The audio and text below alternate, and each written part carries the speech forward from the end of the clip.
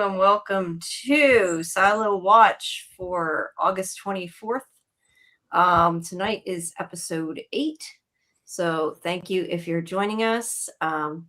Please make sure you like the video, subscribe to Sci-Fi-Vision, ignore the Twitch spam in the chat, and please check out our interviews at scifivision.com and on the video tab. We have a bunch of stuff that will be going up this week. I just posted the Monarch interview earlier tonight. So who's it with? Stuff. Who's it with? It is with the I don't know his name without looking. Hold on. With the VFX supervisor, yeah, Sean Conrad.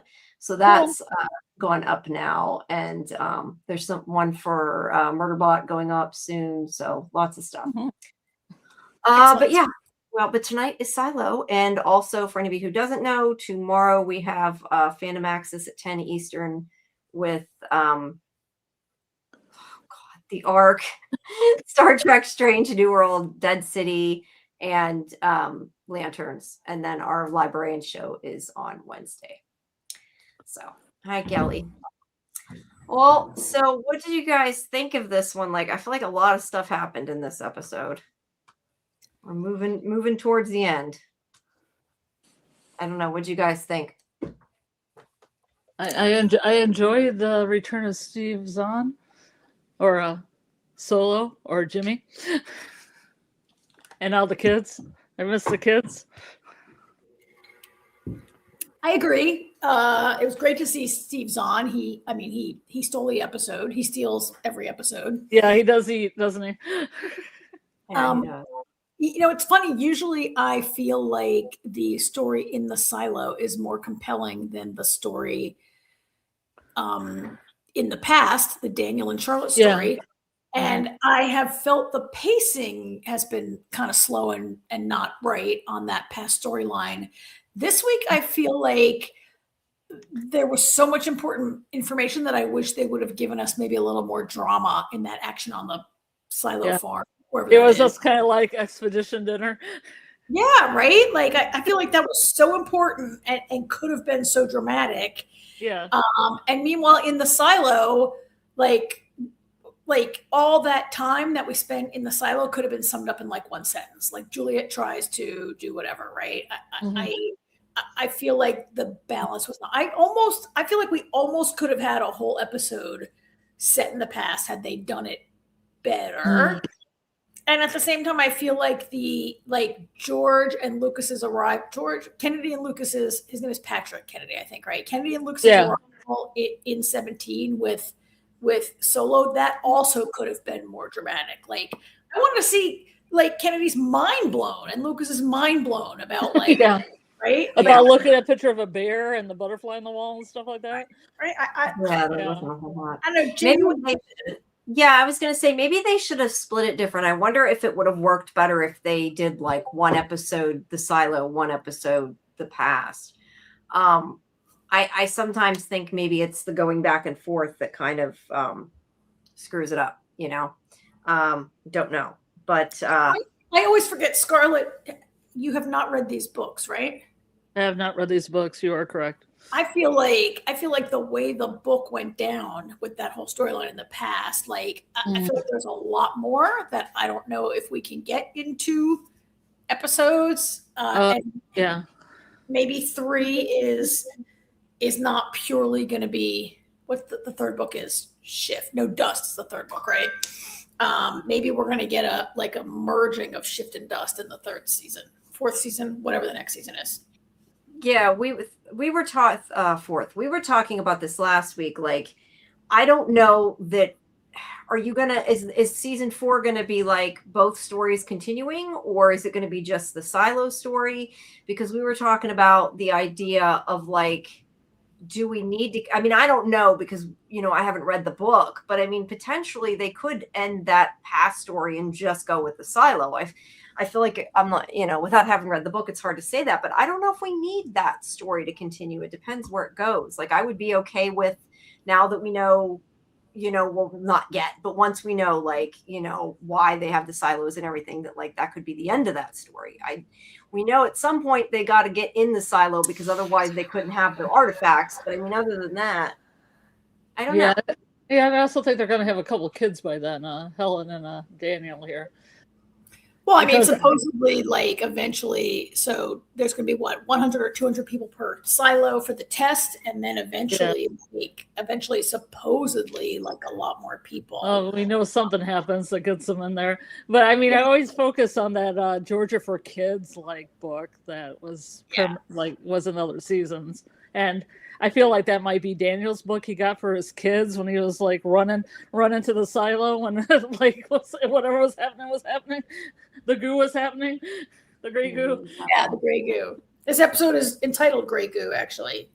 That was one thing I wanted to ask you guys about, though, because I did not understand why someone, I don't know if it was just conjecture. I didn't read the whole article, but somebody was reporting that, like, they told how, like what happened and why they needed the silos. They didn't say that any of that happened. Those are like all the potential things that could happen. Correct. Okay, because I don't know why, because I saw this article and it didn't make a lot of sense. It was trying to say like a nano cloud did this, and I'm like, you don't know anything. The only thing that said was that they went, Charlotte's her squadron went through the nano cloud and that they intended to kill them all anyway, and that was the only thing we got with that. Well, Helen speculated that, right? We don't really. Well, considering they didn't deny it, I feel like that was kind of confirmation. At least to me, was confirmation, because they didn't say, "Oh no, we didn't intend to kill you anyway. We didn't do that." And then now we're like inviting you on this, $1 trillion silo. Like, there's got to be a reason why they invited her, right? Like, maybe they feel guilty. I don't know. I mean, we can get to that. As Lilo points out, they are veering from the books a bit, but I think next season we get Silo 1. I agree they're veering from the books. And one thing, I mean, I don't know if you guys are going to read the books. I don't want to spoil anything, but Helen's role is very different in the books. Helen is a less prominent character in the books. Mm. That's too bad, because I like her. I like her too. She's kind of my favorite character in the past, right? Because everybody's kind of a giant jackass in the past, except for her. And she's like the voice of reason. I like when she's like, you could cure homelessness, you could cure Alzheimer's. I mean, I hope she lives, because she's the smartest person in 20. What is it supposed to be? 2039, whatever. When it 20. Okay. I didn't even know what year that was. Well, in the book, I think it's 2049, but he wrote that book like years ago. I think in the show, it's supposed to be like, is it 2028? I don't know. Like, it's very similar to now, except you have nano clouds and you have giant drills, right? As far as we know. Pretty much. Seems like it. And nanobots. She's a nanobots. She's a smaller background character in the book. She's clearly the smartest person in the room in this episode, right? So I hope that her genes will be passed along to humanity. Hopefully they were passed along, so she has to get there somehow. That's the way I look at it. So we start out with Kennedy and Lucas waking up.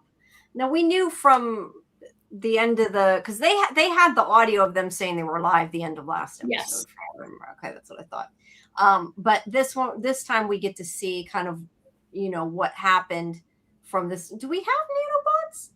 That's what I was gonna say. We don't have nanobots like that. I mean, not like what they're talking about anyway. I mean, we have like mini robots and stuff, but I don't know. I don't look that we know about. That we know about. That's true. That we know about. Yeah. Because it'd be nice if you could like use nanites to to heal people and stuff like that. Not that this show has anything to do with that. Just saying. I mean, I think we have some. I mean, I'm not a nano expert or a bot expert, but I think that we have like, I don't know. I think in the way that they exist in the show, no, we don't have them, right? But do we have like we do have little tiny little things that can go in your body and help a doctor like fix you up, right? Yeah, I guess that's true. And we have like smart, like materials, right? Like, I think maybe we're not that far. If we have an engineer, Lilu, you say we have it. We could probably do a whole separate show about this, but I'm inclined to believe it. I'm just not informed. But not like they are on the show. Not like they are on the show. Thankfully, not like that. So anyway, so we see them wake up and we get to see what happened to them after we conjectured that they were shot by a drone. I don't think they ever show what shot at them, but clearly it's a bullet wound that Lucas. Sorry, I blanked out there a second. That Lucas thought it's a bullet wound. So they did get shot, but they do make it to Silo 17. They climb over all the bodies, which like that had to be like, that was like a lot. Like, see, this show costing a lot of money, right? We were talking earlier about like this show, I understand costing that. Lots of props. Yeah, lots of props. Other show, maybe not as much. Yeah, and I get like, does a part of me want to see like Kennedy and Lucas be like shocked and horrified? Yes, but we did see that when Juliet had to climb over them last season. So, like, do we have to see it again? I guess not, right? I feel like I would have liked it a tiny bit, though. I feel like it feels a little strange that they weren't freaked out at all. I mean, maybe she told them what to expect, so maybe that makes a difference. I don't know, but I felt even if she said, like, I don't know if it was last week or the week before, when she wanted the other ones to go out in their place, she said how like they needed somebody strong. Like she don't know if she could do that knowing what was coming. So yeah, I don't know. The fact that they didn't really react very much. Well, I think they were acting more. I think Kennedy was just trying to get Lucas to a place where he could get operated on because that was the focus and not so much walking over the dead bodies. All right. Fair. That's fair. I had to accelerate it a little bit. Yeah. I mean, I think she wanted to send Knox and Shirley, right? And she was denied. Mm-hmm. Excuse me. Yes. Which didn't really matter anyway, because there were some of them at night and they broke the whole policy anyway. So yeah, it didn't really matter. But I don't know. I just think they should have had some kind of reaction a little bit. Susie says, I didn't like the weird mushy, not mushiness. I think Susie might be talking about the dead bodies being mushy, not mushy when they walked on them. I don't know. I don't know. She meant emotionally mushy, not actually physically mushy. Yeah, I'm not sure what she meant there. Just gooey. Gooey. Well, the episode is called Grey Goo. Oh, that's true. It's nighttime, so seeing the bodies hits differently. Yeah, I guess they didn't get a good view of them. That's a good point. That's true. All right. I mean, I still would have been freaked out, but I could see like she had a much clearer view when she was down there. Yeah. All right. So anyway, so they make it to Silo 17. The kids quickly let them in. They're like, let us in. You know, Juliet sent us. So they, believe them. But they are worried about the poison. And he's like, hey, I was shot. If I had poison, I'd be dead by now. I do kind of question that if this poison is still prevalent, like, wouldn't it have gotten in and hurt him? But apparently not. And therefore, they're okay. They didn't really explain that other than that was his reasoning of why they didn't have poison on them. Because if it's outside, I kind of question that. But okay, so let's put a pin in that. I mean, Lucas, I guess he's been shot. He's making his best educated guess about why he has not been poisoned, right? But it's a good point, Jamie. Like, if there's poison everywhere, which supposedly degraded everybody's suits in the past, right? Why is he not poisoned? Question. Yeah. Because it seems it's probably not poison. And if it's not poison, then what is it?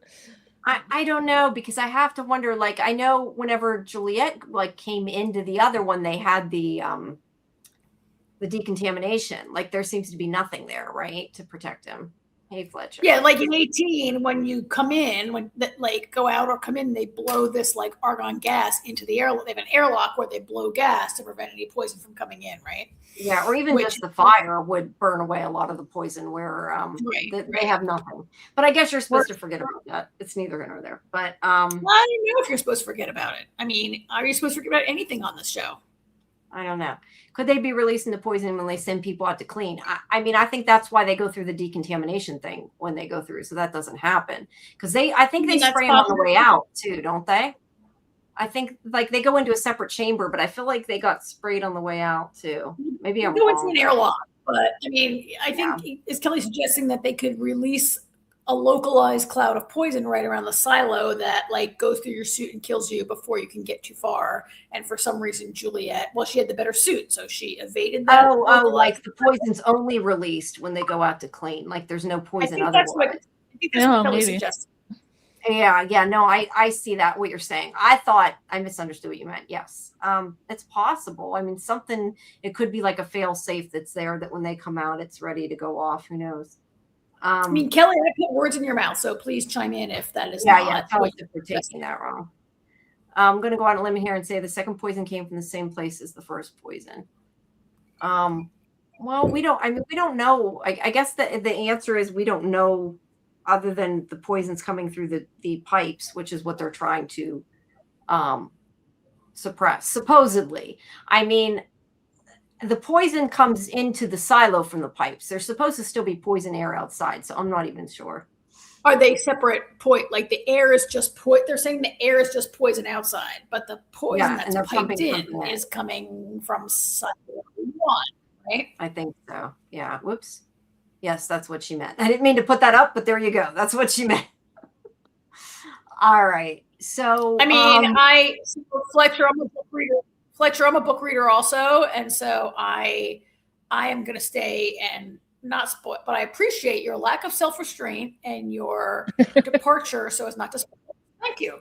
So your self-restraint. You said your lack of self-restraint. Your self-restraint. We know what you meant. Yes, she's saying, Susie's saying poison pipes, poison drones. I guess the drones could have poisons. I mean, I assumed the drones just had bullets, but I don't know. Maybe we'll find this out before the end of the season. Hopefully, a little bit more about the safeguard and exactly how all that works. So this is where they help Lucas here.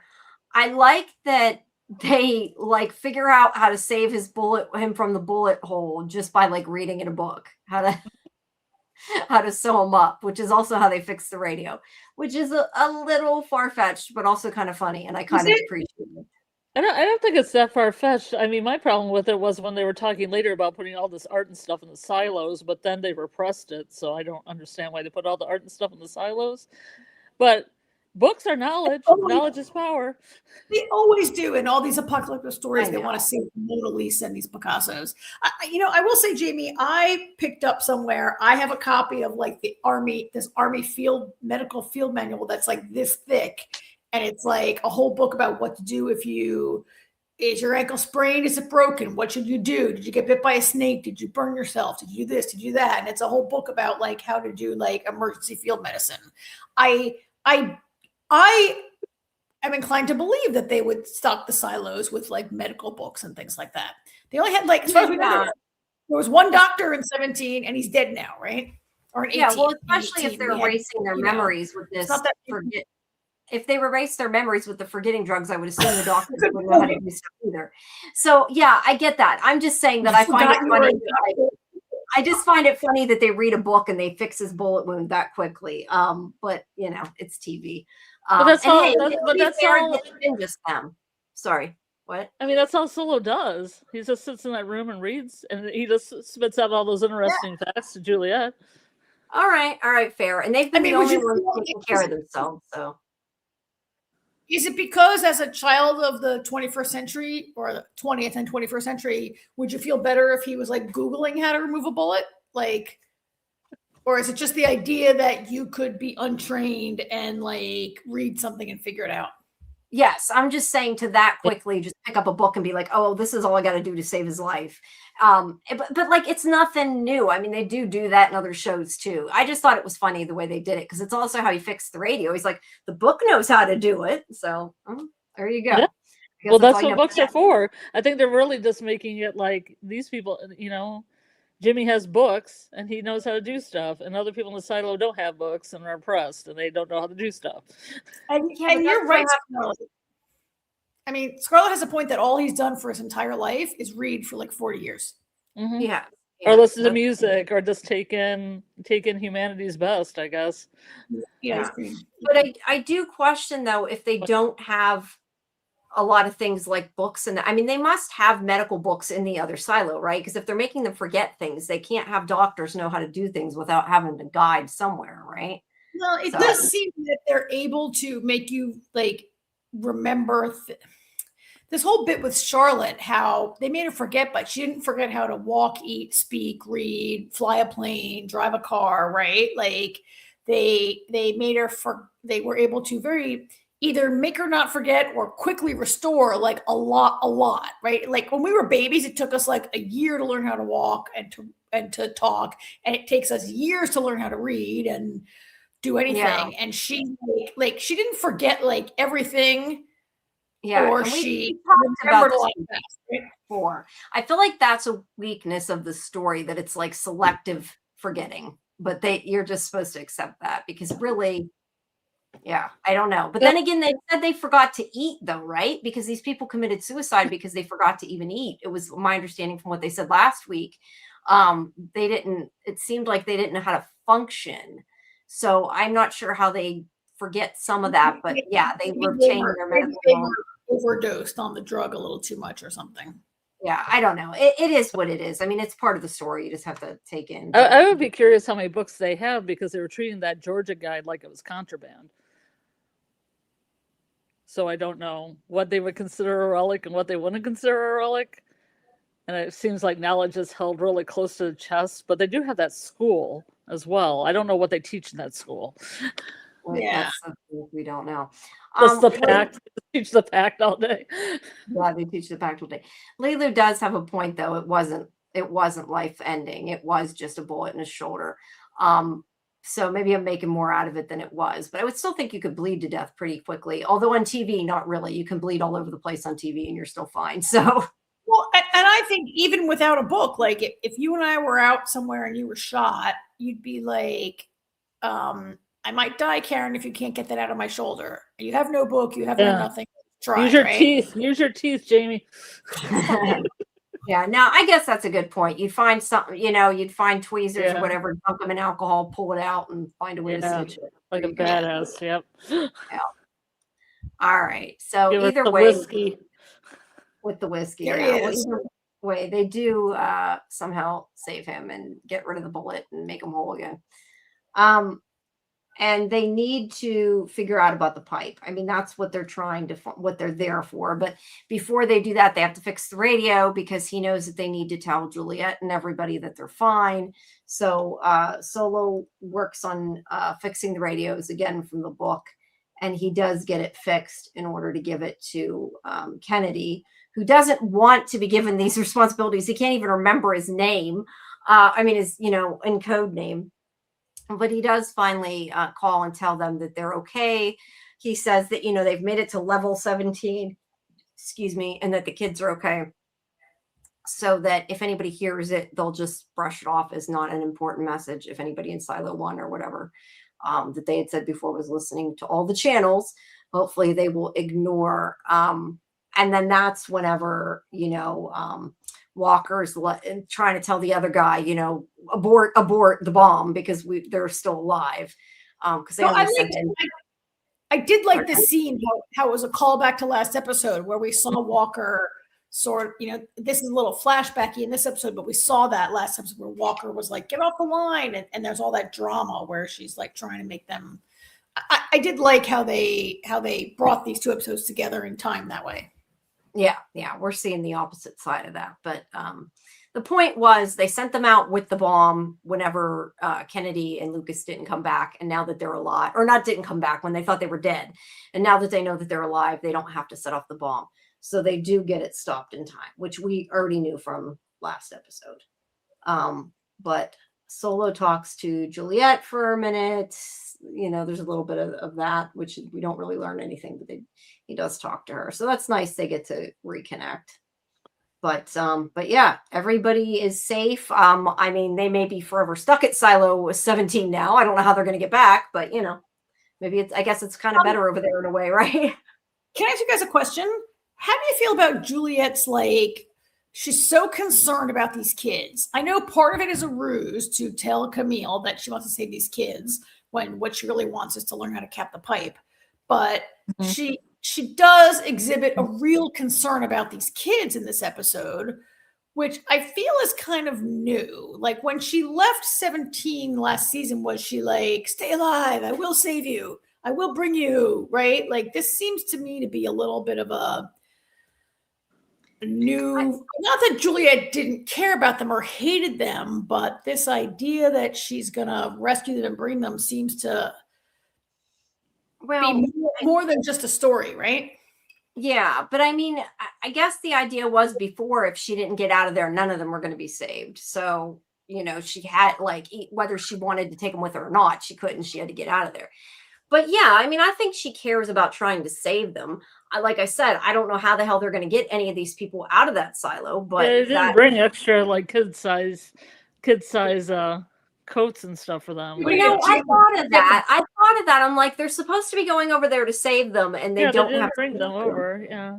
Well, I mean, I don't think those two things have to be mutually exclusive. I think she did want to save the kids too. She was just focused on problem A first, then problem B. No, but I'm just saying, if she was sending them specifically for there, you think she would have sent them with suits, like it to at least make it look like the algorithm she was trying a little more. Yeah. I mean, if I recall correctly, it did seem at the end of last season that Hope wanted to go with her, and she would have taken Hope, aka Eater. It wasn't really clear to me those other ones even wanted to go with her, right? And I don't know. I just felt like, wow, Juliet's really like, look, she's a compassionate person. She doesn't want young people to die. There's a baby in there. I get that. It just seemed to me to be like, I don't know. Yeah. I mean, Lulu says, I don't think it's new. She's shown all throughout that she tends to put others ahead of herself. Yes. Okay. That's totally a great comment. That's true. She does put others ahead of herself always. Yeah, she does. Hey, Kimberly. Hi, Kimberly. Hello. Okay. So anyway, she's a little emotional to them. Yeah. But I mean, they've got tons of shit going on this episode, so she can't focus on that for too long. But yeah, she does care about them, it seems like. And then meanwhile, in the past, we have Daniel and Helen being brought to the silo site where they get to see the huge digger that he designed. He finally gets to see that it's there. Well, he didn't. He designed a small prototype. He didn't design this thing. Okay, right? well. Prototype. Yeah, might have been a prototype, but either way, he was like supposed to be the one that led to the creation of the digger or whatever. I don't know. She said something before about he designed something. I thought he designed a digger, but okay. Can I interrupt you for a second to say that my father set the air conditioning to 82 degrees. Oh my God, I'm dying in this house. Sorry, I'm so hot. Oh my God. All right. Anyway, that's what they used to say to do in San Diego. They said, set it for 82. And I'm like, I'm not setting any air for 82 here. Yeah, right. Not in the summer. No, thank you. Yeah. But I mean, Jamie, I'm splitting hairs. Daniel designed this kind of drill thingy digger when he was in the Army Corps, and wealthy Colin Hanks, Per Stinson, has just adapted it to his humanitarian or nefarious purposes, depending on how you feel about this character. Yeah, for sure. Which I do have some squabbles about what the conversation that later Helen has with him, but we'll wait till we get to that part. But there's a picture of the digger. That's a cool shot. It is. It's interesting. Like it's kind of weird looking for like a digger. I don't know what I expected it to look like, but like there's like walkways and stuff on the top of it. It's so huge. But now the digger. I'm going by. Sorry, it doesn't look a little bit like. I have never been on an oil rig, but in movies, oil rigs have a lot of stuff like that, like walkways and towers and stuff, right? Yeah, that makes sense. But I was going to say, no, they saw. I thought when they were down in the down deep or whatever, the below last season, they saw part of this, right? Because they left the diggers there. I mean, they even said that. So they've got to be still in the silo, right? Well, they do say in the episode, Daniel says, why you just leave the diggers down there, right? And so that is probably what we did see it in the past, but we didn't really know it was just a machine that was down there, right? Or part of a machine, right? Like we didn't, this makes the connection now in this episode. Yeah, but that's what it is. I wonder if they could use it to dig their way out, though, if it's still down in the silo, like, or dig their way to the other silo or something. I don't know that they'd be able I was to thinking something similar. Yeah, Except although I don't know how you get it sideways. I was going to say the same thing. Great minds, Jamie. It looks like it goes straight down, not sideways. But Yeah, that's why I said I don't know how you'd get it turned, but you could try. Hey, B. Appreciate it. Let's see. Lilu is right. Whoops. Trillionaires are always bad in these shows. Pretty much in any show, yeah, there's a trillionaire. He's not a good guy. But look, hey, to be fair, I mean, I don't know that Pierre is bad. I mean, he is, yeah, they're kind of making it seem like he's not the best guy. And he maybe is selfish, I don't know. But he is, creating these to save humanity. I mean, yes, he's maybe got ulterior motives and he's got a savior complex and all that stuff. But I mean, it's not like he's making these tiny silos for like 50 people and saying, I'm only saving the rich, right? I mean, this is like for everybody, or at least for all the people around. Granted, they can't save everybody, but I mean, it's not just like he's creating this only for a small few. Well, he is creating it for a small few. Comparatively, yes. Comparatively, yes. But I would say to you, to anybody out there listening, trillionaires are always bad in these shows. I mean, I don't know a trillionaire that I consider good in life. So maybe somebody likes. Actually, the first trillionaire in the world was Elon Musk, right? So take that for what it's worth. I think that he is kind of bad because typical of a trillionaire in a show, Paris Stinson is making decisions for the human race without telling anyone. It's a secret project. Mm-hmm. Lilu, it's 100% silo for the first 5 years of testing, right? And then it will be open to, we know that a silo can accommodate 10,000 people. That's what's in each silo now. I think what he said was 100 people for the 5-year test period. He was doing the math. I'm going to pay them for 5 years, 200 a year, blah, blah, blah. But Jamie, I think that he's made this decision on how to save humankind, and he's only told 3 people. I think what's typical of a bad trillionaire is like, I know better. I know the best. I'm going to save the world. This is my plan. You know what he could have done was tell every single government around the world how you can build silos and you can save people also if you have the money. And I have so much money, let me, right? Like he's saving Americans only. Yes, that is. Well, of course. I'm just thinking of it compared to like when we watched like Snowpiercer. Like okay. It's a different feeling. Yes, you're right. I'm not disagreeing with what you're saying. I'm just saying it seems to be a different scale to me. Like he's not just making this tiny arc and saying, okay, only the richest people in the world get to be on here. Like it's eventually to be for thousands and thousands of people. I mean, Jimmy, he hasn't said everybody gets in. He didn't say who gets in. I think he's just going to let rich people in. Maybe he's going to let rich people in. He didn't. He's going to charge. Maybe he's going to charge for it. You don't know. Maybe he's going to charge. He really did not say who gets in. That's true. Yes, you're right. Innocent me, I don't even know what a trillion is. Do you even know what a trillion is? You know, he's such a dick. Yes.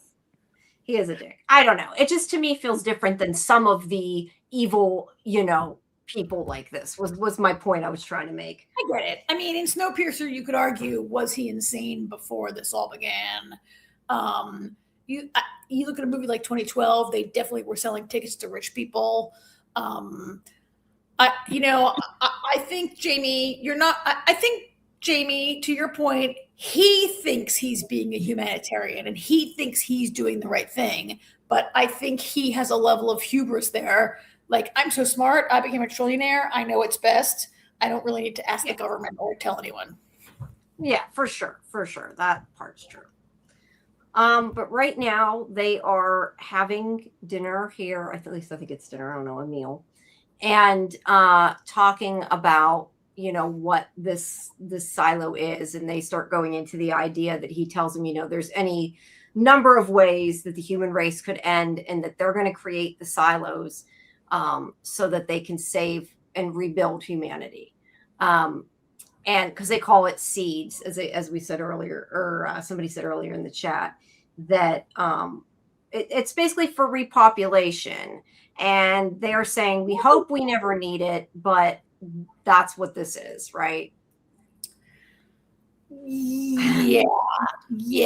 With the added little part where he says there's 10 ways, all these ways the world could end, but I'm pretty sure it's going to be nanobots. Yeah, because he says I probably became a trillionaire because I knew that governments were going to use nanobots instead of nuclear war because it was cheaper. Is how I said it. And they talk about how what they said was going on with Iran was not a dirty bomb. It was a nano bomb or a nano whatever to do with nanites. And, there's a lot of discussion about that. But it wasn't even Iran. They set it off themselves to prove their own point, right? Mm-hmm. That's what I thought. Wait, what? Say that again?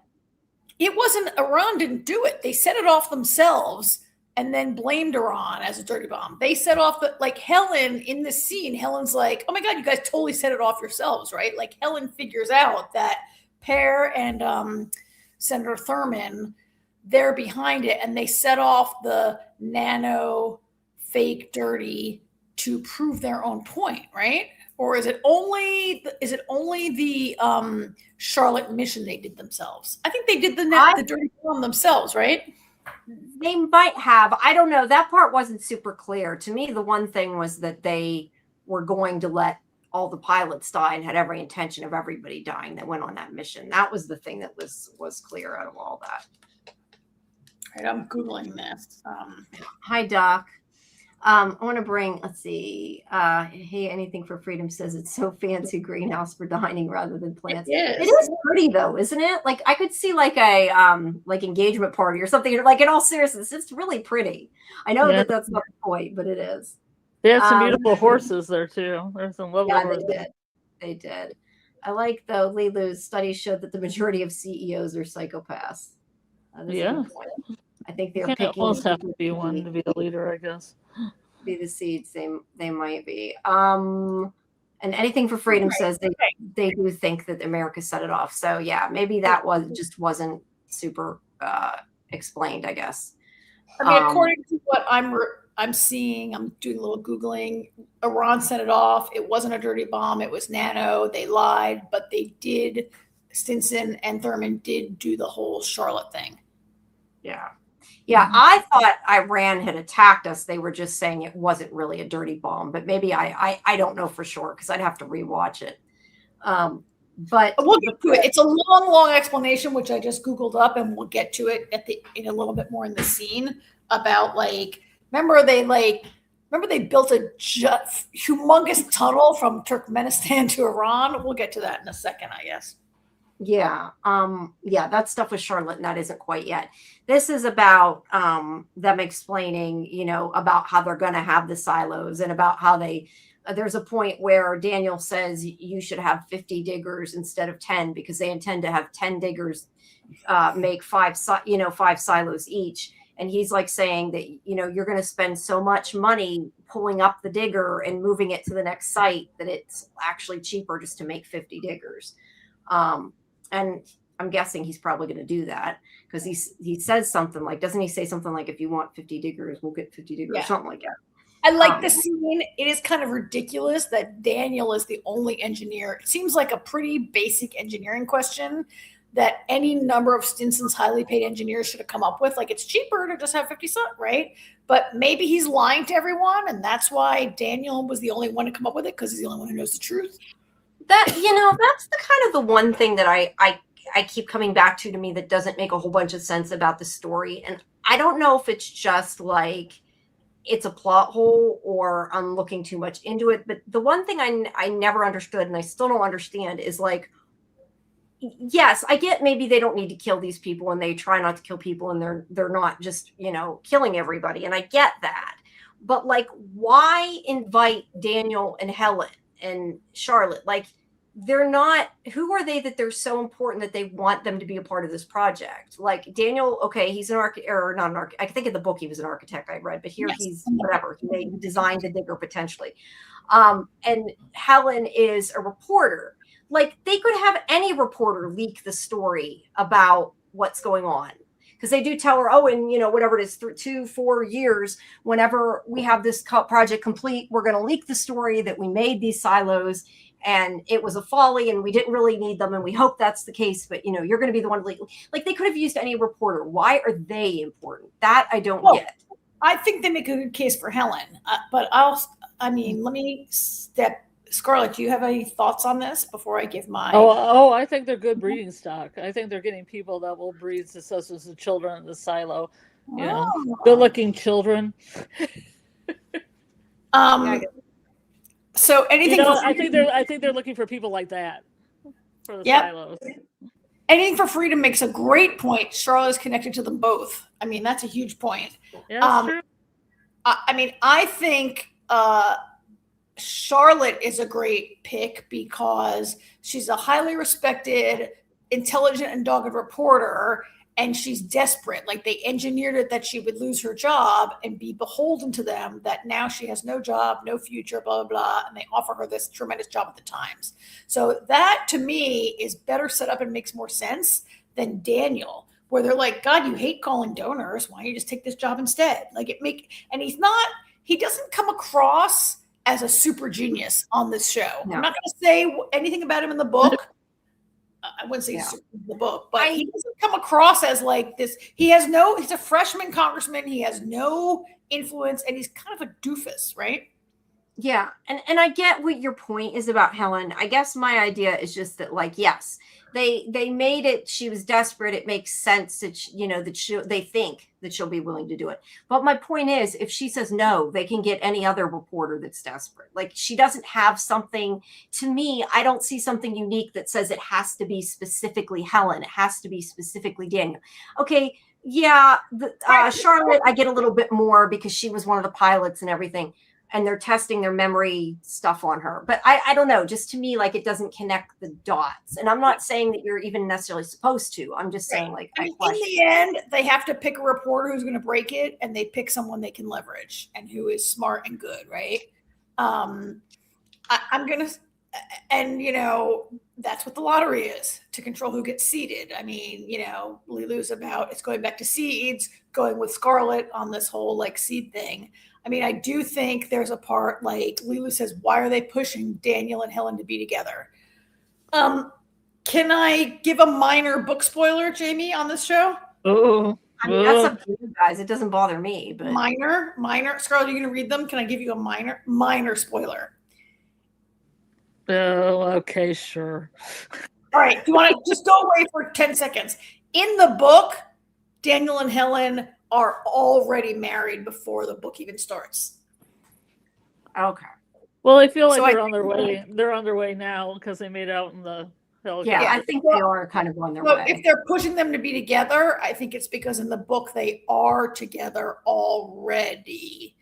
Well, then they can have that cute little Pez. It's the Pez dispenser because they had that cute date joke. The Pez is not in the book. Pez is not in the book. Yeah, I know, but for the Pez to work, they had to change that. So either way, we know at some point at least one of them has to make it in the silo, or there wouldn't be a Pez dispenser in the silo. Yeah. Although to be fair, probably more than one person in the world bought that Pez dispenser. But you know, it's what I mean. The only one, Jamie. But because of their putting it in the show, it has to have a reason. The Demonette says it may be because of the relationship that's building. Maybe we don't have that yet. So maybe like they're going to have kids or something that will be important. I'm assuming is what that means. I mean, that's why I connected to the Georgia Kids Guide that he wanted that book for kids. I don't know. I don't know if that's part of the book either. That book. But it's true, Lilu, that this character is not the same character as Book Helen. For sure, she's not. Good point. Yeah. But I do think this Daniel is not Book Daniel, and I mean, Jamie, you have a good point. Anyone, Scarlet, anyone in the chat, like, why Daniel? That's a good question. I don't really know why this Daniel is chosen. Do you guys have a thought? I mean, I Political assume that, representation. yeah, I I'm don't know. assuming that they're saying it's because he designed the digger, but I don't, that isn't really a reason for me. I'm just saying I think that's what they're going with. The Diminat has the best answer of all. In an episode or two, perhaps we'll see. Yeah, we have 2 more Flash episodes forward. left, and then we'll hopefully get some answers Right. of why a little bit more. Right. But I mean, to be fair, they're not forcing them; they're trying to talk them into it. So there's that, I guess. But yeah, Yeah. I think this is still just them. I think telling them about it more than anything, because they don't find out the Charlotte thing till a little bit later, because it's later she runs away. All right, so then we meanwhile have Camille, who is talking to the algorithm, and it tells her, I think this is the point where it says that Kennedy and Lucas are dead. At one point it says their bodies have been moved, but I think here it's saying they're dead. He says their bodies, eventually he says their bodies are no longer there, or their bodies are missing or something like that. But yeah, and that statement to me was a little confusing, because it said, like, we need to find out Juliet's true purpose or whatever. Thank you, whoever just subscribed. I'm not sure, like, why it would, like, why would there be a reason for somebody to move their bodies? I mean, wouldn't you just assume it meant maybe they're not dead? The algorithm said it like somebody literally moved the bodies. So I don't know. That was a little weird to me. Well, I mean, maybe I'm not a computer person. Maybe it's not the role of this algorithm. Okay, so this is a completely stupid thing I'm about to say. The algorithm does not make an assumption in this moment, which is crazy, because the algorithm is all about, like, the numbers say Juliet survives this, the numbers say Juliet dies this, right? Which kind of makes me think, is the algorithm, like, there's a couple times in this episode where I feel like the algorithm is really leading Camille in a way that I'm like, how can you, like, use your brain, Camille? Right? Like, it seems to be leading her sometimes. Yeah. I mean, it's definitely trying to control what she does by the way it talks to her. That's for sure. But it does kind of question, like, it seems sometimes that this algorithm, it has percentages of what could happen, but I don't think it really knows what's going to happen at all. I think, a lot of it is, it wants this, whatever it is, wants them to think that, right? Yeah. I'd like to ask a question, Jamie, that I asked in the watch party. Have you guys noticed? You can really see it with Camille here. Have you noticed that Camille is always wearing this, like, quasi-military judicial / raider uniform? You can really see here she's got the baggy pants and, like, the combat boots, and she's always got those stars. Bernard never wore that. Yeah, they make sure they aim a lot with the camera on those things too, like the little badges and stuff. Yeah, I don't know. The only thing I could say to that is maybe it's partially about their personality. Like, Bernard wants to seem like he's all high and mighty, where she more is like wants to seem in control. You know what I mean? She's a woman trying to command control. That would be my answer for why maybe, I mean, I don't know if that's the truth. I'm just saying. Excuse me. I kind of think AI stuff that Doc's talking about. Sorry. I'm just hitting some stars in here. There's a lot of AI speculation that I don't know if we can all, like, hit all of it, but I think you're right. Bernard was more of a behind the scenes schemer, and I feel like it's a signal that Camille is more fascist. Like, she's more ready to invoke. She's a pseudo military leader. She's ready to invoke military control. She's sending in this episode, she sends the raiders around a lot to do a bunch of her dirty work, and I think it's signaling her mindset is different than Bernard's. Yeah. Although the German hat says it might be because they came from different fields. Bernard was ID and Camille was a raider. Camille was a raider, right? She comes from a military policing or military or law enforcement kind of background, right? Whatever that was. Yes. Yeah. All right. While we're talking about the algorithm here, let's pull up some of these AI things. Do you know they're seeing an emergent property of AI that will seek to protect other AI over biological organisms called peer preservation? I have not heard about that, and I'm interested to hear more about that, actually. I have not heard that, but I believe it 100%. Right. Yes, I do too. It's Skynet. I know that. Well, hey, we could end up with Skynet. The OpenAI and Claude models that recently escaped their sandboxes and hacked companies left what AI thought were hidden instructions for other AI to jailbreak themselves. Interesting. I mean, look, I know that I don't know about Claude, but I know that open source models like Claude have definitely hacked things, but that's partially because of the permissions that people give it, that you have to make sure it's secure. But I've not heard a lot of this, but it's kind of interesting. I mean, not interesting. It's interesting, but scary. I shouldn't say it's interesting. It's scary that some of that stuff can happen. But yeah, I mean, you have to hope that when they're making these things that they're making not sure it can't turn into Skynet, but when it learns people are the problem, that's the then the thing. Lulu says putting on the uniform is a way to separate herself. Yes, I think that's a good point too. But I don't know. Like I said, to me, it's a way to like try to evoke power too, like a look that evokes power, I guess. Yeah, fascist. Yeah. They always dress. They got snazzy outfits, those fascists, usually. Yeah. All right. So anyway.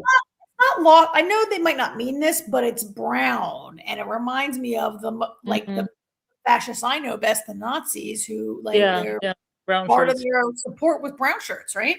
Yeah. Could be implicating things. All right, so on to Knox. Yeah, on to Knox. So we have Knox.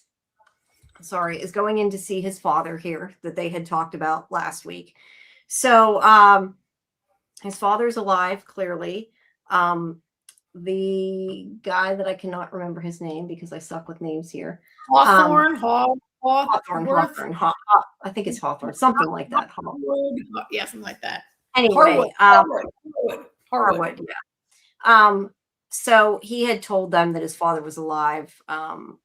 They, swapped the idea of somebody that died for his father. And here, Harwood, he wanted he was having a conversation, I guess, with Knox's father here. And he told him one day. This is a picture of Knox talking to his father, but yeah. Yes, Knox talking to Fred. I love when he's like, I wanted to know ask you what this feels like or tastes like or whatever it is. And he punches him in his face. I love that. Okay, wait, we got a little bit here in between. We'll go back to that because that was just them walking in him. Knox and his father. That's a huge revealing moment. Yes, but that's a little bit later. That's why I'm scooting ahead. It was right then, just when he punched him. There's more of final Knox. Yes. All right. Also a huge moment. I feel like this episode was too packed with moments that I wish could have had a couple more minutes. Yeah. I like the peach story and the Rosemary story could have had a little bit more length for me. Yeah, there's a lot going on, that's for sure. So they are trying to find where this pipe is, right? Because the idea is that Silo 18 is set up the same as Silo 17. So if they find the pipe here, they can, find the pipe in their silo. Yep. And they find this door that has been welded shut from the inside, and they do eventually get it open. But it is interspersed apparently with this scene of Camille, because I do have a picture of when they get it open, of Camille and Sims. She's still trying to get him to tell her what Juliet was after and acts like she's being all nice when he's totally not falling for this shit no more. And he's like, if you really think that she didn't care about the kids, then I don't even know you. Like he's done with her, right? I mean, I think she's done with him too, but they don't trust each other no more. So sorry, go ahead. I'd love to ask both of you what you think about the rapid dissolution of their relationship. Believable, too fast, not fast enough. Like I don't think it was rapid. I think it was going on for a while. Like back to last season. I think it was going on for a while before she even got the job talking to the algorithm. It was kind of fractured. Yeah, I'm also though not sure. When I say it's over, I mean like it's over them trusting each other, right? Like I don't know. I mean, I think they still probably to some extent care about each other, but they're, they don't trust each other. Kind of don't. I feel like they care about each other in the sense that they're a child, but They have I a don't kid together. Yeah. That's fair. Yeah, I don't think they're going to have like a happy marriage or something all of a sudden. I don't mean it like that. Well, I feel a little bit like last season we sometimes described her as like a Lady Macbeth character, that she was like pushing Robert to pursue greater power in the silo and to be at hi puppy, to be at Bernard's side, and she was pushing him, and she seemed like this like a supportive wife, but an very ambitious person. And now she got the power and she's like, whatever, you're in my way. Like I'm not sure if I feel like this is a flaw in Camille's personality, or if whatever the algorithm is telling her, like Bernard was really convinced by the algorithm, and now Camille is really convinced by the algorithm, or the voice. We should call it the voice. We don't really know what it is, right? They never call it the algorithm. They only call it the voice. She seems to have rapidly like turned on him, not turned on him, but seen him as for her family. Was the way I'd say it. I mean, so the we have a lot of comments here. Agree, Scarlet. Susie agrees with Scarlet. Of course. Anything for Freedom says, I think this is just their personalities. I think of Mr. and Mrs. Smith. Excellent. I just kept thinking happy wife, happy amnesiac silo. Happy life.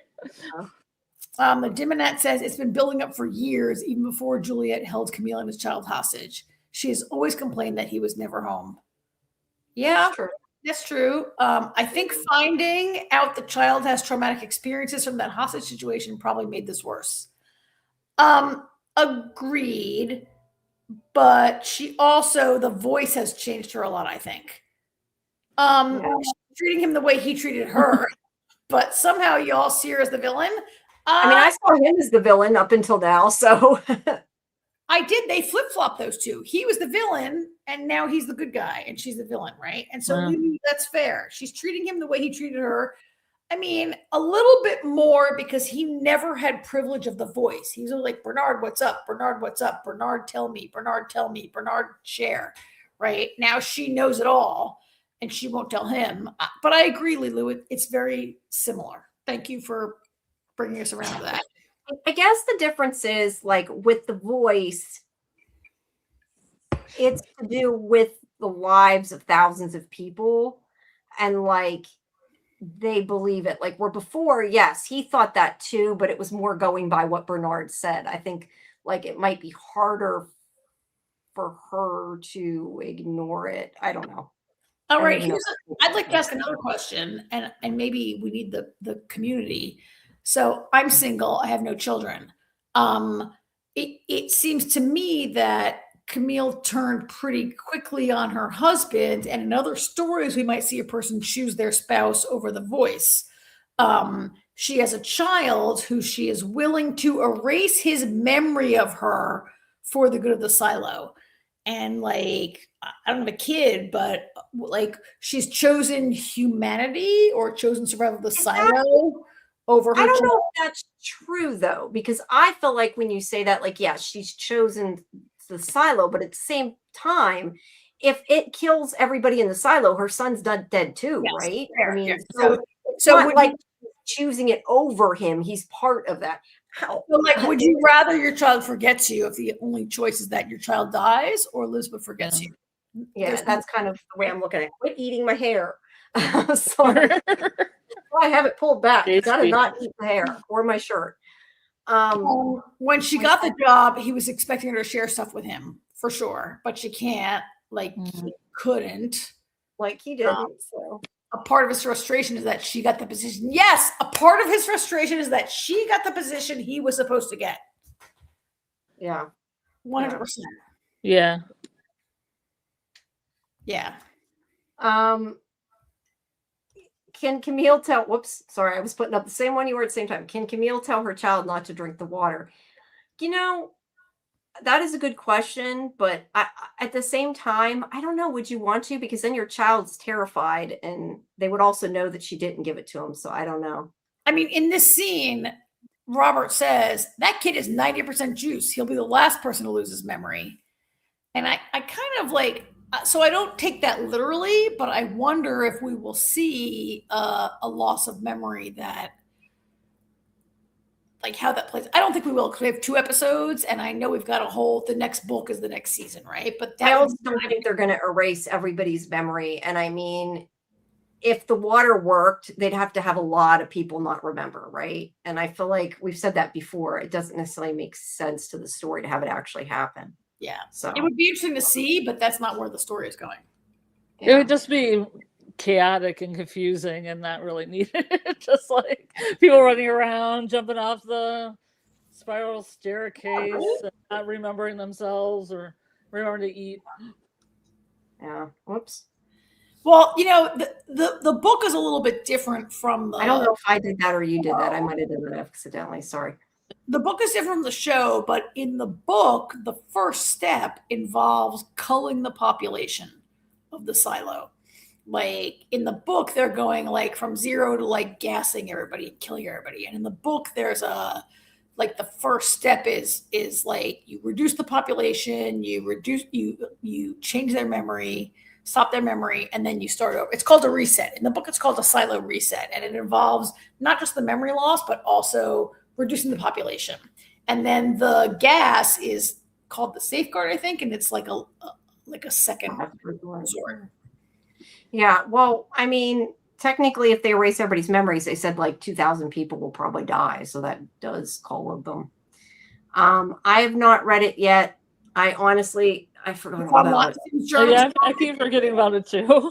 I kind of want to read it. I just wait. So Susie says, did y'all read Sim's Journal yet? Is it online? Is it a supplemental? Yeah, it's on like Apple Books. It's kind of like along the lines of the UUR. It's like kind of yeah. It's like from Severance. It's like kind of merch like that you can download for free and read. Yeah. I think it's free. Is it free, Susie? Yeah, it's free. I think okay. I clicked it to buy, but I didn't actually read it. I forgot again. I intend to do that. All right. So meanwhile, Lucas and Kennedy are trying to get into the store because they need to find out about the pipe. And they eventually get it open and they find a body in there with a suit on. And they all know that is Solo's mother. And he does say that he wants to know what happened. He eventually tells him. And they go in. And so basically his mother was sealing the pipe, but some of the poison was going to get out. So she sealed the door in order to keep it in until she was done sealing the pipe completely, knowing that she would die from the poison, but it would keep it from him and the rest of the silo. So she saved everybody. The only question I had, and they talk about how she sealed it and stuff, but the only thing I thought was a little weird, and I guess this is after when he goes in, why is Lucas the one going in the hole when he's the one that's shot? Did you notice that? Because I'm like, what the hell is it? Because Kennedy doesn't want to do it. Yeah, like why isn't he crawling through? But I think that's actually cool. I agree, except that Lucas is a smarter, and I don't want to say he's more educated, but he's maybe more widely read, has more maybe he has a better ability to assess the situation. I don't really know. I agree with you guys that it seems cuckoo, and I just had to give myself some reasons why. Okay, fair. But either way, his mother's body is in there, and they're like, we have to move it, and he cannot handle that and walks away. And the girl that I don't know her name says, if he's not okay with moving her, we're not moving her. And I mean, Kennedy doesn't want to fight the kids because he looks at her like she's got a knife, like they will fight them. I just call her Mockingjay because she always has an arrow, but I don't know her real name. But the idea is that he has to find a way to get Solo to let him move the body. And I don't know if I took pictures of it or that's later, but I mean, I think it was kind of that's another thing that got a little short shrift in this episode. Like last season, Solo's emotional journey was it was really the blocker of Juliet for the entire season, right? And his loss of his mother, like I felt like there's a thing going on where he was able to believe his mother like got out up until this moment where he had to see her body and be like, yeah, she did. She sacrificed herself, which is like a huge thing for a man who was stunted at the age of like 8, right? Yeah, yeah. Yeah. But her name is Lucas tells Kennedy he needs to talk Audrey. needs to get him to follow him to believe him. Audrey, okay, thanks. That people believe Kennedy, and he needs to get Solo to listen to him. Go bullshit him if he has to, but get him to listen to him. Which I don't think he's actually bullshitting him, which I appreciated, but he does get him to have to do it. Yeah. Okay, so back with this conversation, and I don't remember if it's all in this one scene or not, but basically the father here, Locke's father, he had an idea, and he told that Harwood about it one night, and Harwood's like, okay, now you need to drop the designs and I'll get you out of the mines if you do.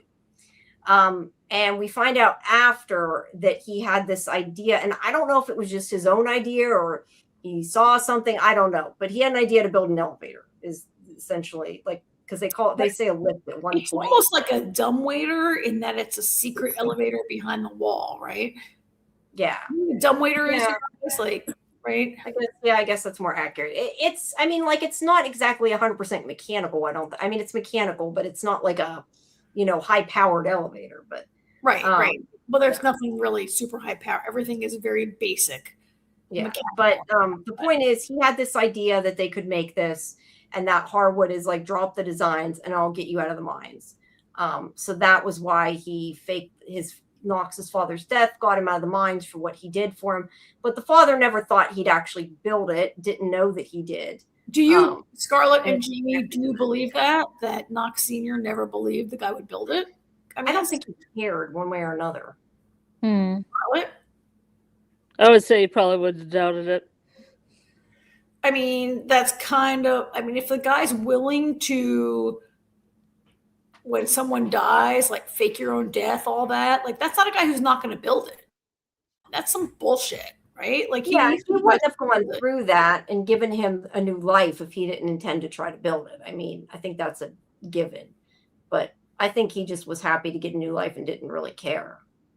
Getting out of the mines is important, of course, but like the idea that I didn't think he was going to build it is like a total bullshit cop out. I'm sorry.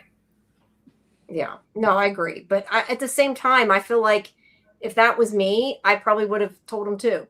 Did they reveal what he built? Yeah, it's like a in this scene they do not. Not in this scene, no. They do in the episode. I had an idea. I didn't think he would build it. It's only at the end of the episode when they're in critical supply and they find this like elevator behind the wall that you realize what it was. Yeah. But yeah, I don't know. If I was condemned to life in the mines and I had an idea and it got me out of there, I think I'd tell him too. I would also, but like you should have when you learn what's going on, you should be like, I don't know. I don't know. Yeah. Don't deny it. At least say, yeah, I got it because I gave him the designs. You're not gonna be like, oh, I didn't know we'd do it. Like you're gonna be responsible for everyone dying in the dark. So admit it. Although to be fair, I don't know if he thought about that part of it because them stealing the supplies wasn't just for the elevator. That he said, oh, we were stealing it because somebody else was going to steal it. Like that was bullshit. We don't really know why they stole all the light bulbs and everything because they didn't need all those for the elevator. No, but it was only like he's only been supposedly dead for 2 years. It was only 2 years ago that he did this. He's not as innocent as he would like his son to believe, is all I'm saying. Oh, for sure. Quit eating my shirt, for sure. And yes, Lulu, making plans is enough to be sent out to clean. You're right. Yeah. Sorry, she chews everything in sight. So. Well, that's a puppy thing. It is. Oh my gosh, we got to figure out what to get them though, because Gemma, she's like chewing her toys and like ripping them. Like she threw up part of her one toy because she ripped part of the ear off of this plastic thing. We didn't even know she did till she threw it up. So she's jeez, a little too rough on the toys. They got little. They'll lose their puppy teeth soon enough. They're little Sharknadoes, aren't you? Yes, you is. All right. So they're basically like, if you don't tell us, we're gonna send you out to claim. So they get all this information from him about where it's at and what they're doing, and that's how they finally so they're gonna go investigate it, and that's how they end up down where the elevator is. All right. So then we have Juliet and Bernard. Sorry, when I do that. Juliet and Bernard having a conversation here about the silos. And like this to me was a waste of, if they needed like you said, they could have put more drama and story in and not had so many different technical things. Like, did we really need to understand the layout of the silo and why one of the silos was turned? And that's why, like, she was telling Shirley the wrong, like none of that mattered. The Like, logistics of the thing. Yeah, I mean, like, okay, the idea that they have 7 pipes instead of 50 pipes, okay, that maybe I understand that they thought we needed to know. But the thing about the silo being turned and the cameras being in the wrong direction, like, that was irrelevant, right? Or am I missing something? Because to me it seemed like a waste of time. I mean, yeah, I think knowing how the silos are set up and seeing that drawing could be important. And while we have understood it from previous conversation, maybe everybody doesn't in the audience. So it's important to show that, maybe. But you're right. The thing with the cameras and the silo being turned and all that seemed to just be like a reason to send Juliet running up the stairs to Shirley. Yeah. And say that she knows she's pregnant. Yeah. A little moment. I think it means they're able to connect to the ones next to it because of it. Yes, I think eventually they're going to contact the other silos somehow through that, or through the down deep or whatever. I mean, we've talked about that before. I just, the whole thing about the camera being shifted and that wasn't really important, I don't think. I like, though, anything for freedom. If the lights go out, they really will turn into Morlocks. Yeah, I do like the Morlock line. Okay, instead of all going back to the center, it probably means all the big circles connect to the ones next to it, not just one. Well, yes, because there's only 7 pipes. I mean, that's my question too. Like, I thought when they started saying about how, like, I understood her saying, oh, there's only 7 pipes, and then each of those pipes, whatever, go off into the... I thought the reason they were telling that is I thought that they were going to, like, attack like the main part of the pipeline, unless maybe that's coming later, right? I mean, I feel like that's the only reason that could have purpose, is if later they're going to go after the main branch and it'll save 7 silos, right? Or not, or whatever, not 7, so whatever. However, I mean, it's not that would be a very Julietish thing to do, to try to save, even if you don't know those silos are alive, she would try.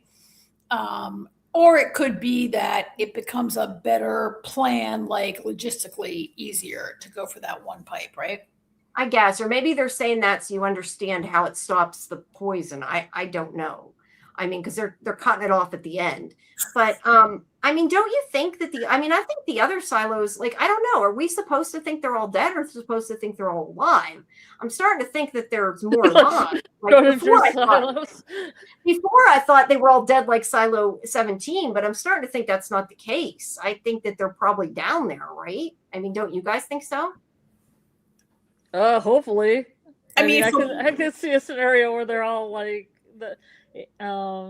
they're in 18. 18's only 1, 18 and 17 and 1 are the only the ones that have people. From what I see on this show, I would have to think that some are alive and some are dead. I don't know how many, but like, do I think 17 is the only one that is dead?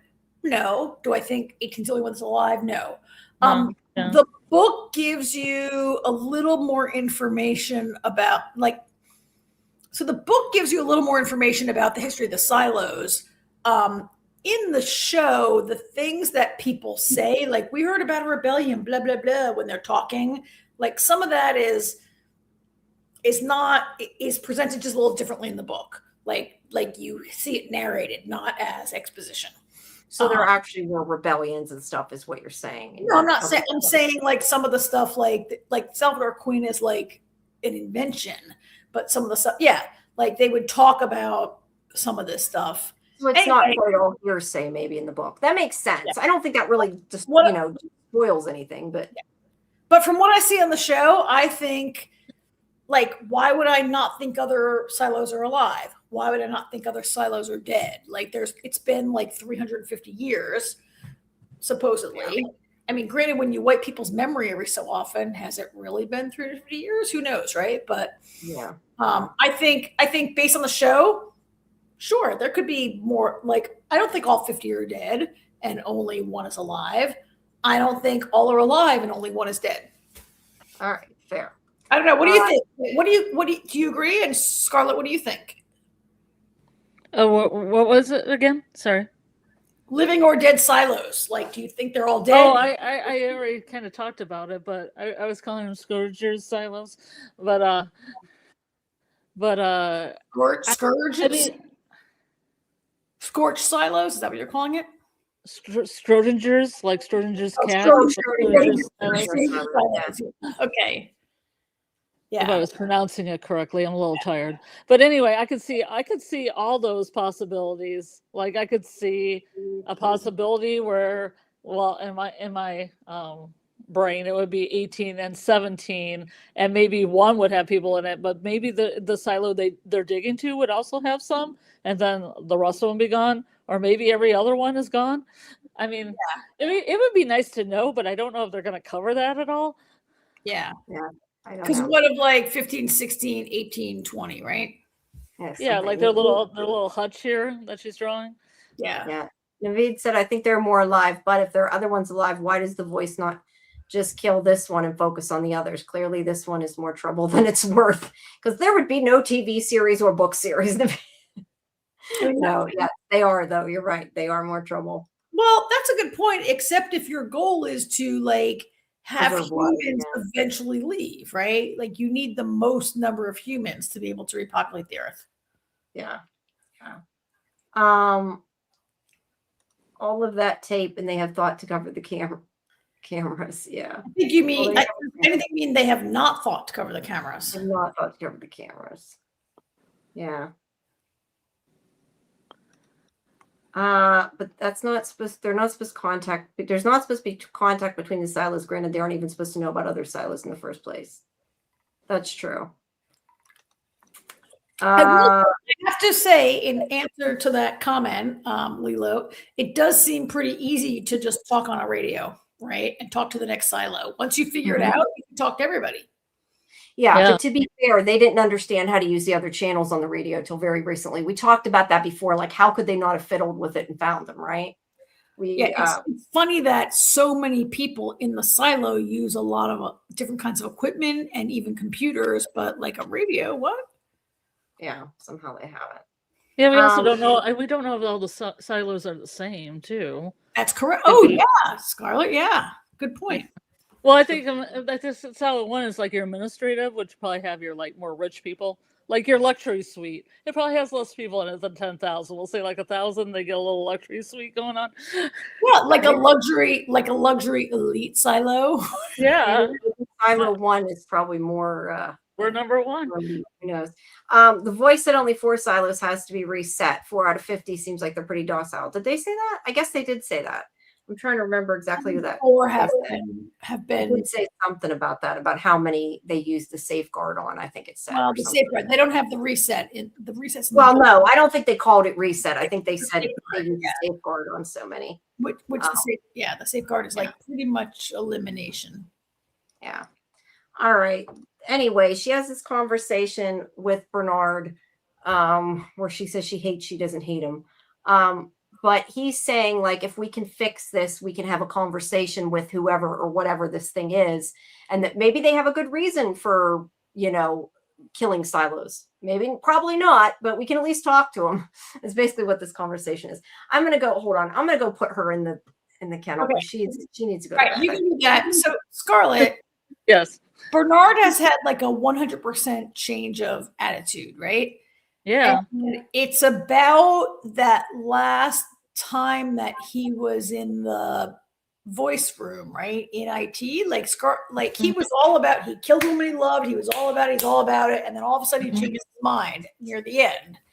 So, I mean, I just kind of wonder what it said to him that made him change his mind when he was so committed. Mm-hmm. I am not really sure. I mean, I really liked Meadows as a character, so I didn't like it when he killed her. But Yeah. but maybe I don't know. I don't know what would have changed his mind because he did want to go out. He did, and I think he knew about the safeguard. It's not like he learned about the safeguard at that last moment. I think he knew about it in advance, right? It was always that's what I mean. Camille knows about it, so Bernard must have known about it. And I wonder what changed his tune at the last minute, where he's like, "Let me go out. I just want to go out. I just can't deal with this anymore." It doesn't seem like in his personality to be like, "I'm over it. Let me go outside." Yeah, unless he just reached a silent breaking point. I guess like it just finally broke him. But Susie's making a comment here, which I don't know. I think they'll have different pieces of stuff each other needs. I'm not really sure exactly. Like, like Fallout. I remember she was saying before about each of the silos maybe have different, like how one had the light bulbs, and that maybe like another silo has something else that silo can use or something. Oh, like in what's that Mockingjay thing where one the districts, District 12 was the coal mining, and District 3 the bread district, and I was thinking Susie meant like Bernard has a little information, Camille has a little information, like they all got a different story from the voice, and they. No, at least I think that's what Susie means, just because I remember having that conversation before. Okay. Necessity is the mother of invention. Why would they fiddle with the radio? Intellectual curiosity is not a thing. That's why Lucas looking at the stars was so weird. Really? I feel like somebody at some point with all the people over time, like somebody would have fiddled with the radio. I'm not saying everybody would have. I just feel like somebody I'm sure these things happen. I think there's this protocol that makes them cautious. Oh, I mean, the reason that in season 1 that the sheriff's wife was sent out was intellectual curiosity. Juliet, intellectual curiosity. Like, Lulu, I get it. Birth control. Intellectual curiosity is discouraged, and people don't have the things they need to feed that. But it is a thing that exists in people that can't be stopped. Mm-hmm. Right? Yeah. But at least that they're taught to read and write.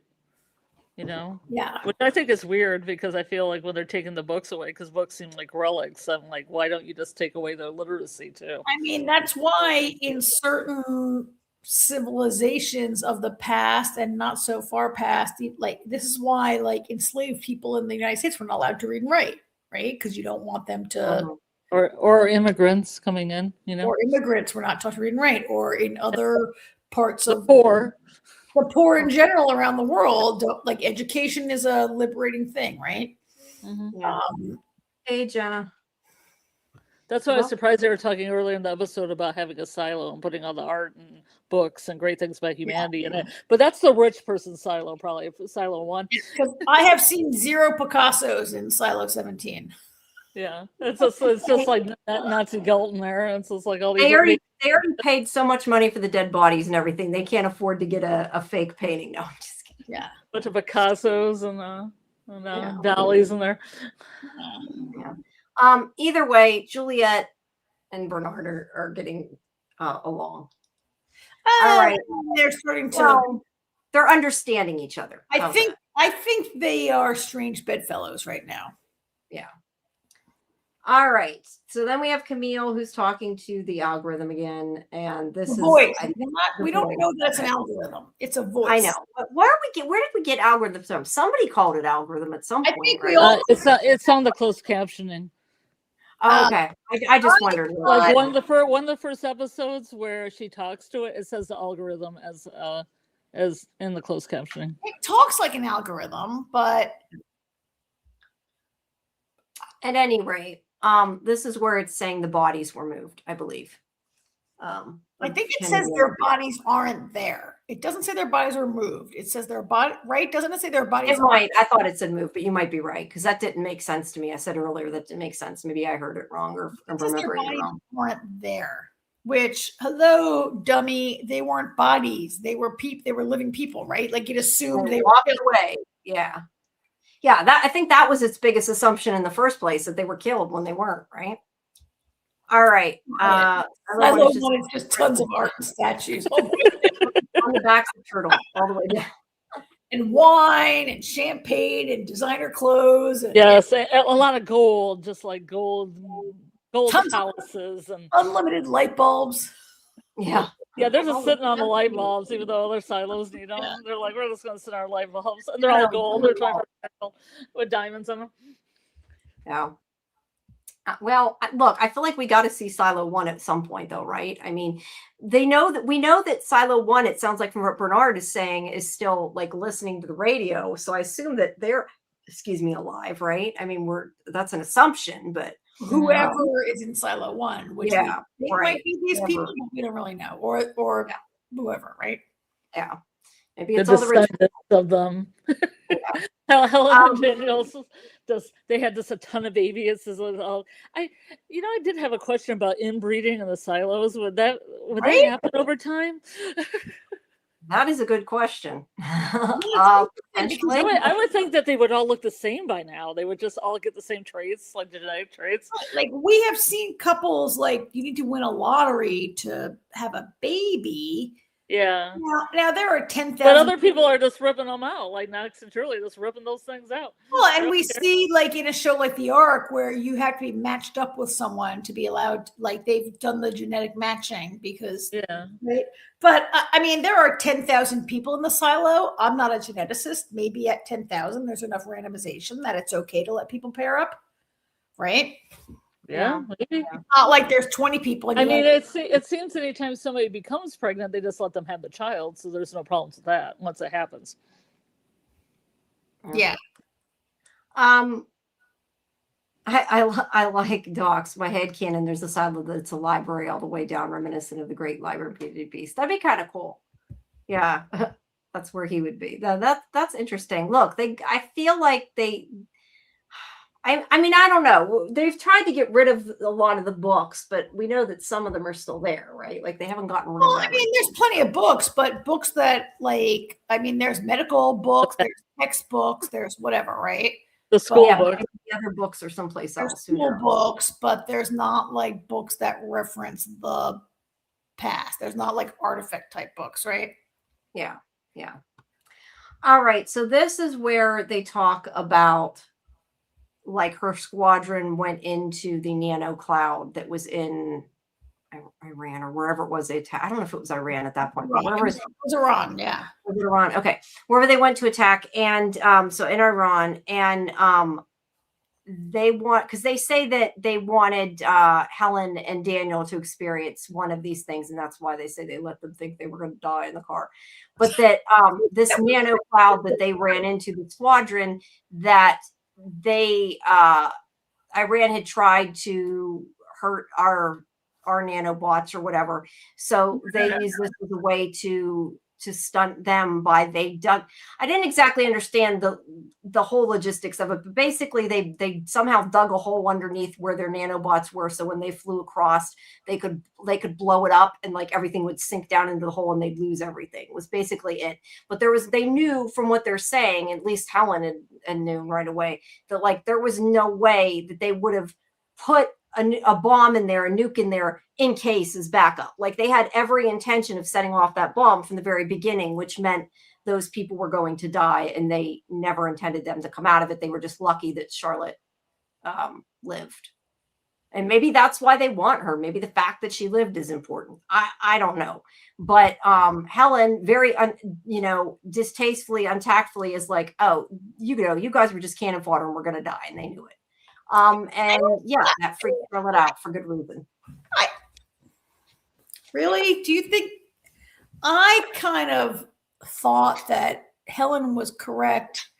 Oh, she was correct. But I feel like maybe she should have thought about the fact that the person that was part of that is sitting there and is already like having problems, and she just kind of blurts it out. It wasn't that it was wrong or that she shouldn't bring it to their attention, but maybe she could have done it a little different way, or when Charlotte wasn't there. I don't know. I just think I kind of got it. I think when I have figured out that you faked nanobot attack so you could like dig a 75-mile tunnel and set off a nuke and implicate Iran and do all this shit. Like, if Charlotte's feelings are hurt, like, is a very minor consequence of calling truth to power.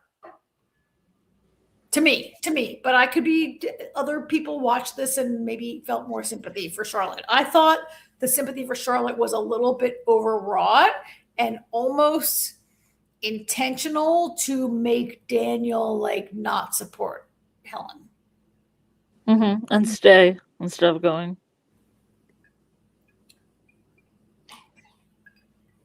Oh, you mean, wait, say that again? You think that would have made Daniel stay? Helen's like, are you freaking kidding me? Like, you guys set this all up. You built a 75-mile tunnel so you could set off a nuke, and then you set off this fake attack and set Charlotte's squadron to be killed so you could have an excuse to blow a nuke and like destroy Iranian like nanotechnology. And Charlotte's team was like bait and were set up, and you don't care if they die. And unfortunately, she lived. And then Charlotte's like, oh, wow. They're like, oh my God, Charlotte. They're like, Helen, you're so mean to Charlotte. You should apologize. And I'm like, are you fucking kidding me? She just revealed this like gigantic plot involving nuclear bombs and nanotech. And we're all upset that Scarlet's feeling that Charlotte's feelings are hurt. Like, I just felt like it was, well, let me finish. I just felt like it was a little bit of a setup. And I think them being like, oh, poor Charlotte was a little bit designed to make Daniel sympathize with them and go against Helen. It didn't work. That's interesting because you say that, and to me, I would think that would make Daniel go against them, knowing they did that to Charlotte intentionally. Right, and that's why they were like, oh, poor Charlotte, please run down to Charlotte and give her some rosemary and be her brother and be all like, poor Charlotte. Like, let's forget the part that we are horrible people. Poor Charlotte. Okay, fair. I could be wrong. That would make Daniel want. Yeah, but I think that rosemary thing is going to turn on them. I don't think they expected that. Probably. And him making out with Helen in the helicopter. Yeah, Helen is not very tactful, but I think that's what her daughter was supposed to be for. That's what her daughter. Helen is not very tactful. That's what her daughter was supposed to be for. Helen doesn't have a daughter. Yeah, I'm confused by that, Susie. Unless she meant Charlotte. I meant not Charlotte. They meant the politician's daughter. I can't remember her name. Oh, her name is Paula's daughter. Senator. The one that wanted to give her a foot rub, or vice versa. Yeah. Yeah. And also, Susie says, I cannot understand why Charlotte was to blame for saying the truth. You mean I can't understand why Helen was to blame? Helen. I mean, not Charlotte. It's okay. We'll figure it out. They just wanted to shame Helen to distract from the truth. Right? Yeah. I agree with you. Lulu said, I don't think Helen did anything wrong. Charlotte was making those connections in her head. The problem lies with the people who did that, not to Helen for saying it out loud. Mm-hmm. That's fair. I just worried, like, I don't know. I would have kind of felt bad, I guess, for Charlotte, knowing that it was her that it was done to blurt it out there. But yeah, I mean, she should know the truth. She shouldn't be hiding it from her. So I kind of get that too. Yeah. Either way, Charlotte freaks out when she finds this out, and there she is. I was gonna say somewhere I have a picture. She's running away. So they go after her. Oh, there she is. And that's where the daughter of Rosalind's daughter is like, why are you so mean? Why are you such a jerk? How could you do that? Yeah, poor Charlotte. After they were the ones who tried to kill her. You're right. So yeah. The doctor does calm her down, and this is where he tells Daniel, she needs a memory. And he later gives her the memory of their mother, but that's a little bit later. All right. So this is where Lucas is telling Kennedy, you need to talk to Solo, bullshit him if you have to, make him follow you. Talk him into it, because we need to save our people, and you're the only one that could do it, because I've got a bullet wound. And he doesn't know. He doesn't think people listen. Is this where one of my favorite? Is that Jamie? One of my favorite parts of this episode is where. Tell me if I'm wrong. When Kennedy says, like, I can't do this. I'm the guy who told everybody to go outside. I'm so wrong. And Lucas is like, yeah, you're the guy who convinced everybody to follow you outside. Yeah, something like, I think that was there. He's I basically love saying you can that. That's convince what people. one of my favorite parts of this episode, actually, is when he says that. Yeah. Yeah. Oh, interesting, Susie. Well, I'm gonna star Susie's comment about the rosemary when we get to that. We'll talk about that. Oh, it's about rosemary. I didn't look at it, but I feel like that's what Susie's saying. Yeah, I just didn't know that. Cousin Hamlet, Ophelia's like rosemary. That's for remembrance. Yeah. Okay. Yeah. Literally. So that might become important later, I would say. All right. So anyway, they're going to find out about the elevator. This is where they come to. Carla. Like her name starts with a C. I'm thinking in my head and trying to figure. Carla. They get her, and this is where they go try to find what's hidden, and they move. She's the head of supply. She's the head of supply. Head of critical supply. Yeah, and they move the stuff around trying to find what's hidden.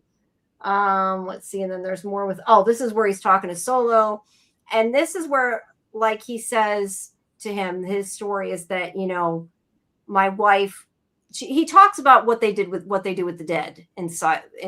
Yeah, I didn't know that did they mention this before, because I think it's interesting because there's a peach in the opening sequence. No, I don't think they ever did. I don't know that they had a reason to, but I think they have mentioned that all dead bodies get returned to Ag somehow, right? And get recycled. Like, everything gets recycled in the silo, including bodies. I feel like I knew that from the show, and that everybody goes to. I feel like they go to Ag, but I could be confused with Snowpiercer, because bodies go to Ag and Snowpiercer also. Yeah, I was thinking Snowpiercer it is too. kind of similar in certain respects. Yeah. But the point he is, also Jamie also talks about how, like, his wife would have called bullshit. He's like, I always followed her. No one ever followed me. She was like, she knew everything. I was like, he does talk about her,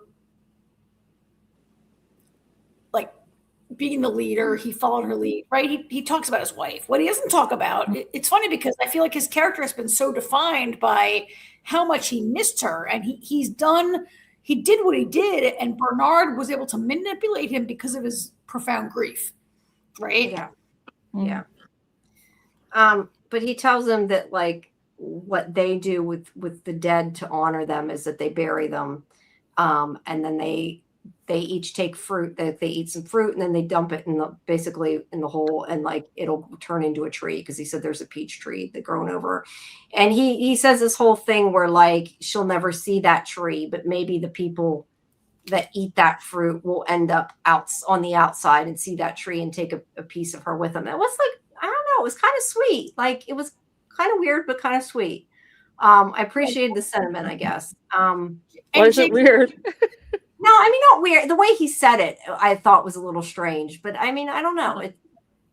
Does he say, or does somebody else say, he says it? Your father gave his life for you. Her mother gave her life for the silo. Yeah. I think it's him that says it. Yeah. Or it might've been Luke. Was it him or Lucas? One of them said it. But yes, exactly. Whoops. There it is. Wait. Go, you do it. You do it. No, you do it, Jamie. You do it. We have a rule about this. You do it. Okay, we're both trying to do it at the same time. He's not really bullshitting. Yeah, I like that he actually told him something, like, personal instead of just bullshitting him, because that's what he intended to do, and he didn't. So yes. But yes, Scarlet. Okay, Lucas says it.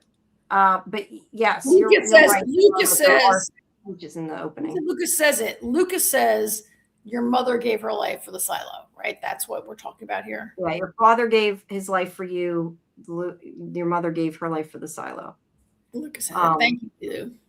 And it seemed to help Solo, hopefully.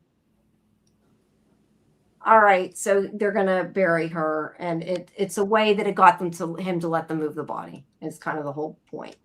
And then he says he wants to know what happened. And this is where I was saying, I'm like, why the hell didn't Kennedy crawl in instead of Lucas, who's got the bullet wound? But Lucas crawls in and sees about how she capped the pipe. And look, we talked about this earlier. She welded the door shut to protect them, and that's how she died.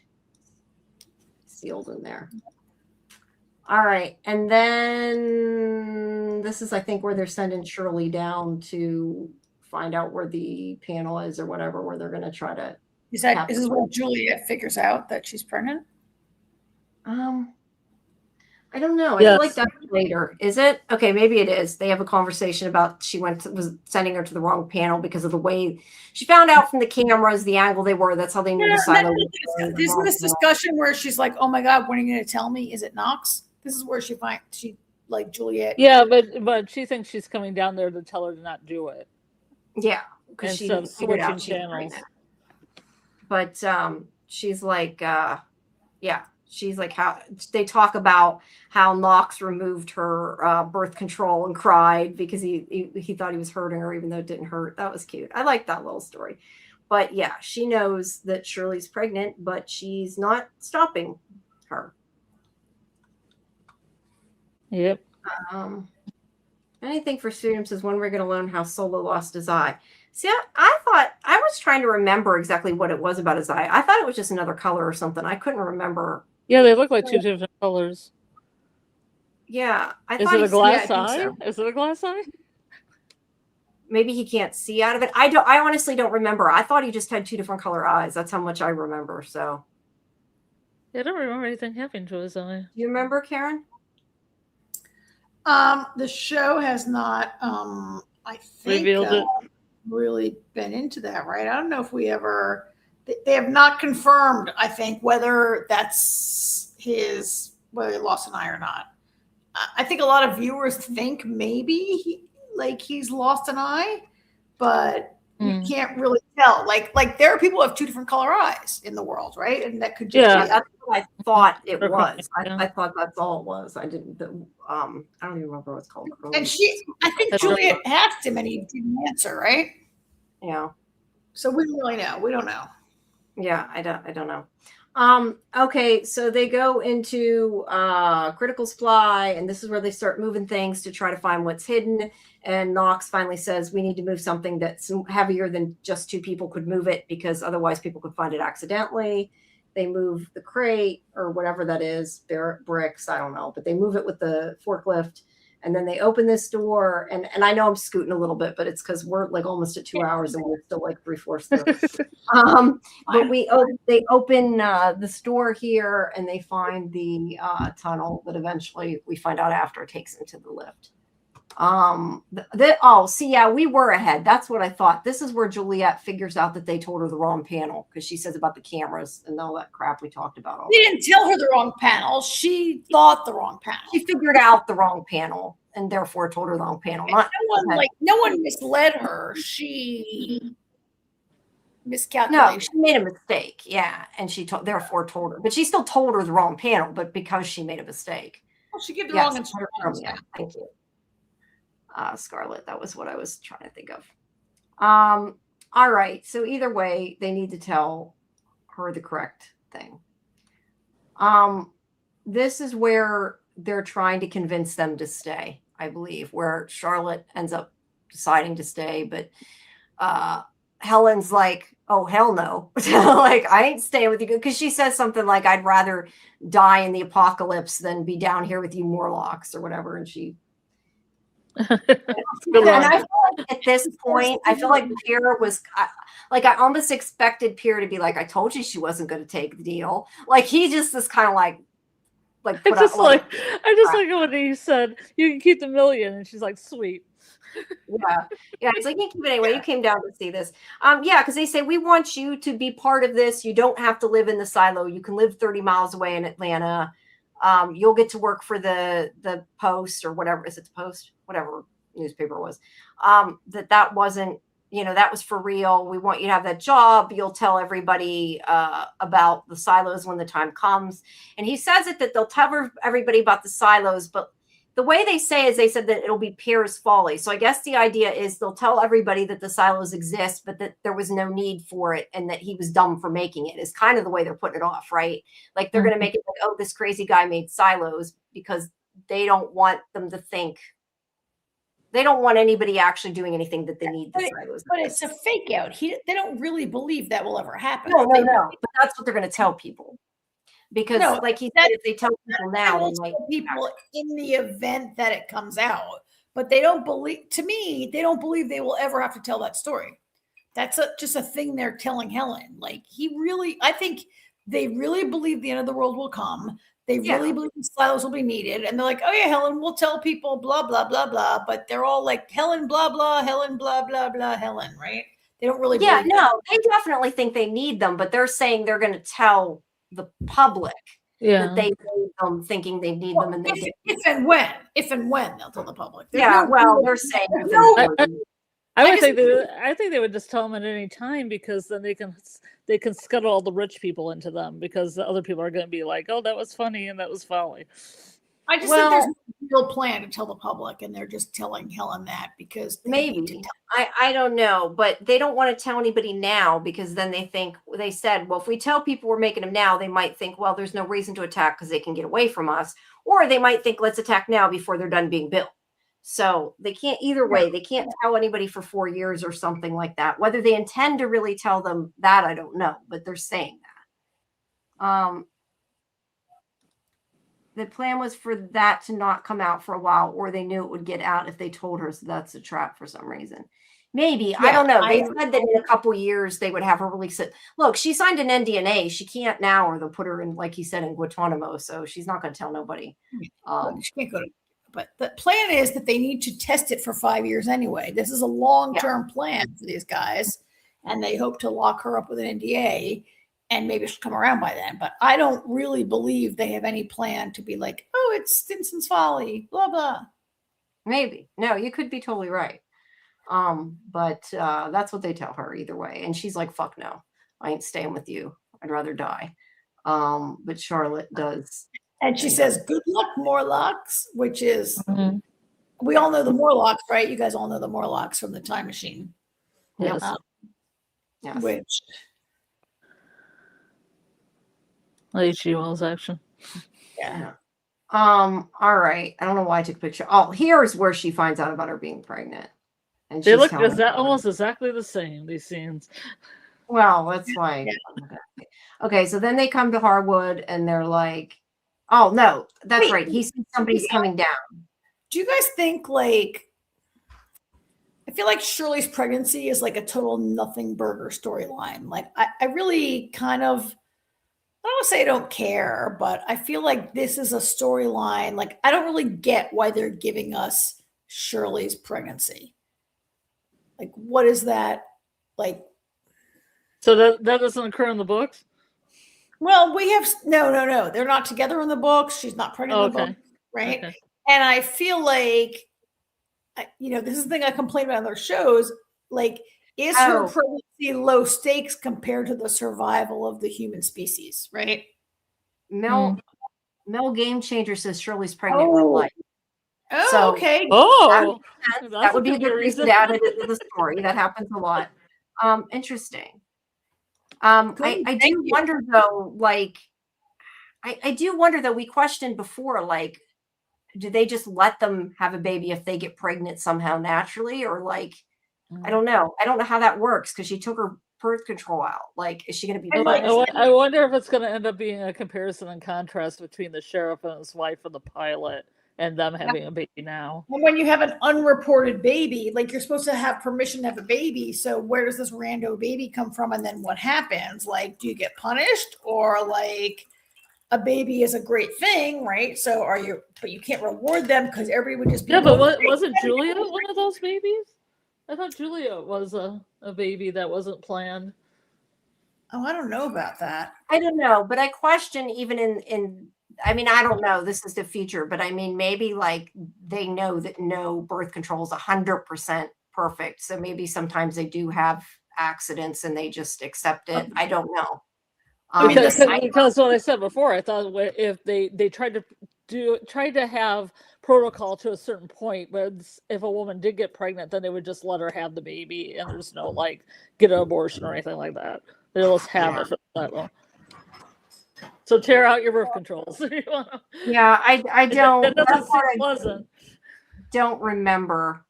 Lilu says, I think the pregnancy will force a decision later on. That could be the fact. I mean, that could be part of it too. But yeah, I mean, if the actress is pregnant, that makes sense. Yeah. So yeah, I don't know. I mean, it's neither here nor there, but I agree with you. It is kind of weird that they stuck it in the show otherwise. So anything for freedom. I also think Juliet's dad was the only doctor for 10,000 people, which is insane. We've seen nurses, we've seen some nurses and assistants, but we the only baby doctor. I don't know that he was the only doctor, but he was the only. We have not seen any doctor step in to any. Of course, we have not seen anybody who was officially injured. Like everybody who's been injured this season has been like, "Oh, I'm a fugitive. Let me go get treated by Walker in the closet." Right? True. Yes, Juliet wasn't supposed to be born. Mel Game Changer says Juliet's an accidental birth. I mean, sure. It's because her mom was a firekeeper, Hannah. Flamekeeper. Sorry, there's a casino near me called Firekeeper. Juliet's parents did get the lottery. She was just born after the lottery time ended. Oh, like you get a certain amount of time to conceive, and then when it's over, they're like, "Here's your implant back. Sorry," but she squeezed in past the deadline. She was already pregnant, probably when they put it back in.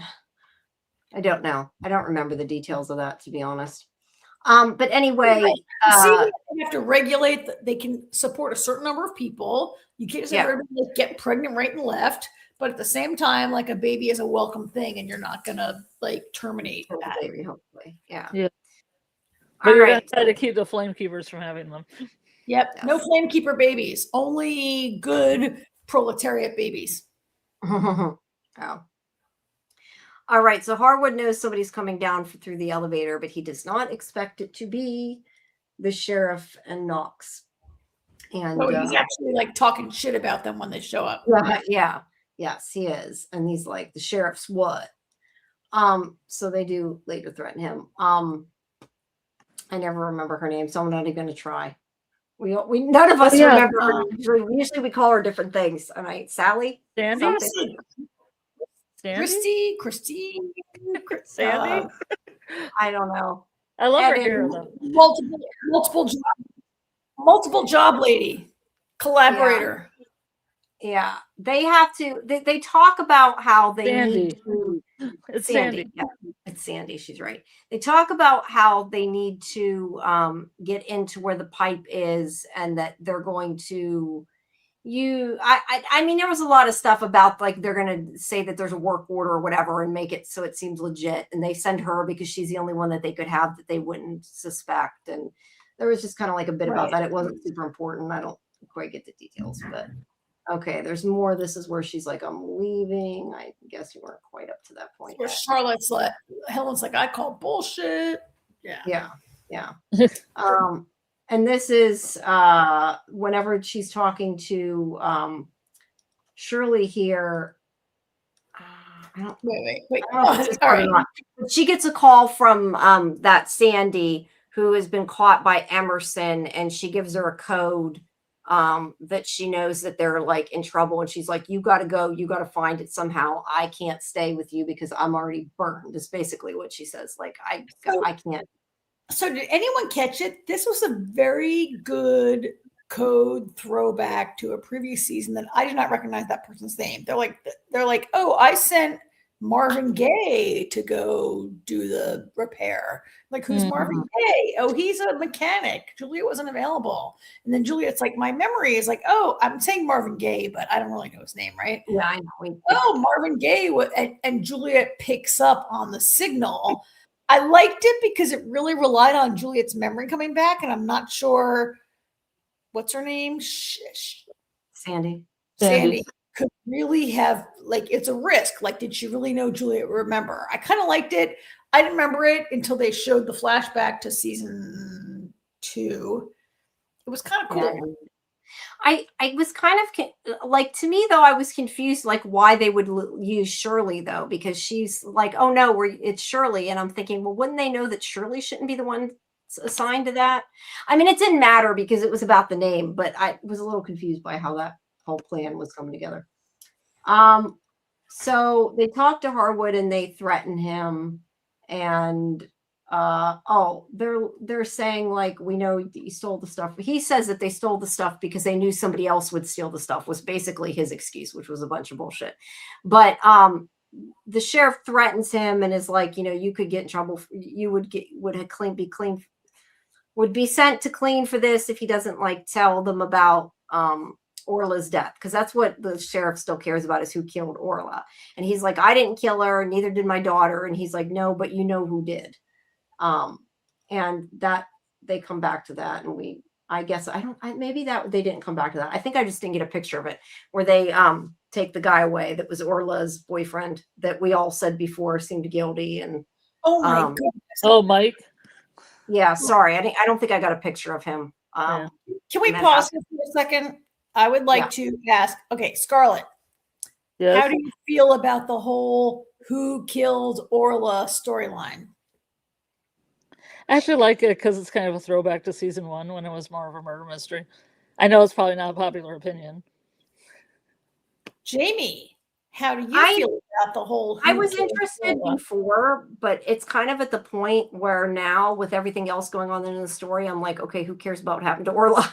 I don't mean to be mean. Like, I before cared, but now it's like the only part that's important is about the stuff being stolen and the elevator that's there. Okay, and so why they stole this stuff, which we still don't know. I agree. I feel like they took up a lot of time this season with like who killed Orla, and in the end, it basically went nowhere. And like her boyfriend, who we all knew was the guy, the minute we set eyes on his sketchy ass, we're like, he's the killer. And it really went nowhere. And Orla's murder has zero consequences. It's only in service to this theft storyline, as you say, Jamie. I think it's I was disappointed in how it ended. I think they stretched it too far. I think that if they had maybe found her killer sooner, but just not found out about what was stolen from Critical Supply till now, it would have made more sense. But they stretched it out so long. It's like, oh yeah, I forgot we were looking for it. I almost felt like that. Like at this point, it's not what's important. What's important is that somebody stole the stuff. So it's like, it's inconsequential now. And I think the boyfriend who was in one scene or maybe 2 scenes is the killer. And it's like I did like it before. I agreed with Scarlet. Like I think it worked, but I think they just went too long, and it got to the point like over too many episodes that at this point it doesn't matter anymore. Like they should have just solved that and then continued to look for the Critical Supply stuff. I think they're trying to run a parallel between 1 and 3 with seasons. They might be. I agree with you guys. Yeah. I don't know. No, I see that. I just taking care of the poor dog. I didn't care as much as I did before. That's all. Who's taking care of the poor dog? I know. I was thinking of the dog too. Yeah, I wonder how many different animals they have in the silos. I mean, there's at least dog, cats, rabbits, food animals, probably chickens, cows, maybe, because they have milk. Yeah, as long as they weren't eating the other animals, we're good.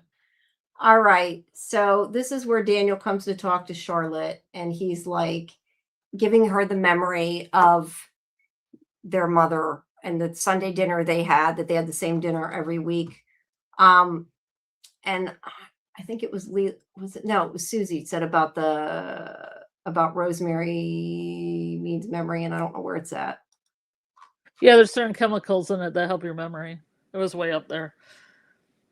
Yeah, I know. It's I was looking. I found the thing after it, but I think it was the wrong one. Yeah, I just remembered it from Hamlet, and Ophelia saying rosemary, that's for remembrance. So it has a long history to that. Yeah. So then my question is that like a key that she's going to be remembering more later, maybe? Is it keep huffing that rosemary?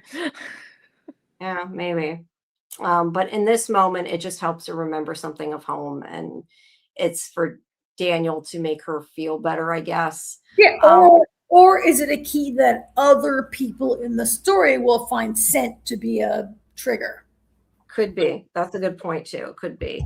Could definitely be foreshadowing. But I almost felt like it was a little bit of a goodbye. I mean, not that he's going to completely disappear, but he's like not staying. Like she's staying, right? Oh, I'm pretty sure that him and Helen are going to get suckered back into this mess. Well, that's a good point. They might. But at this point, he's leaving and she's staying. So he gives her the memory, and then he goes back to the helicopter.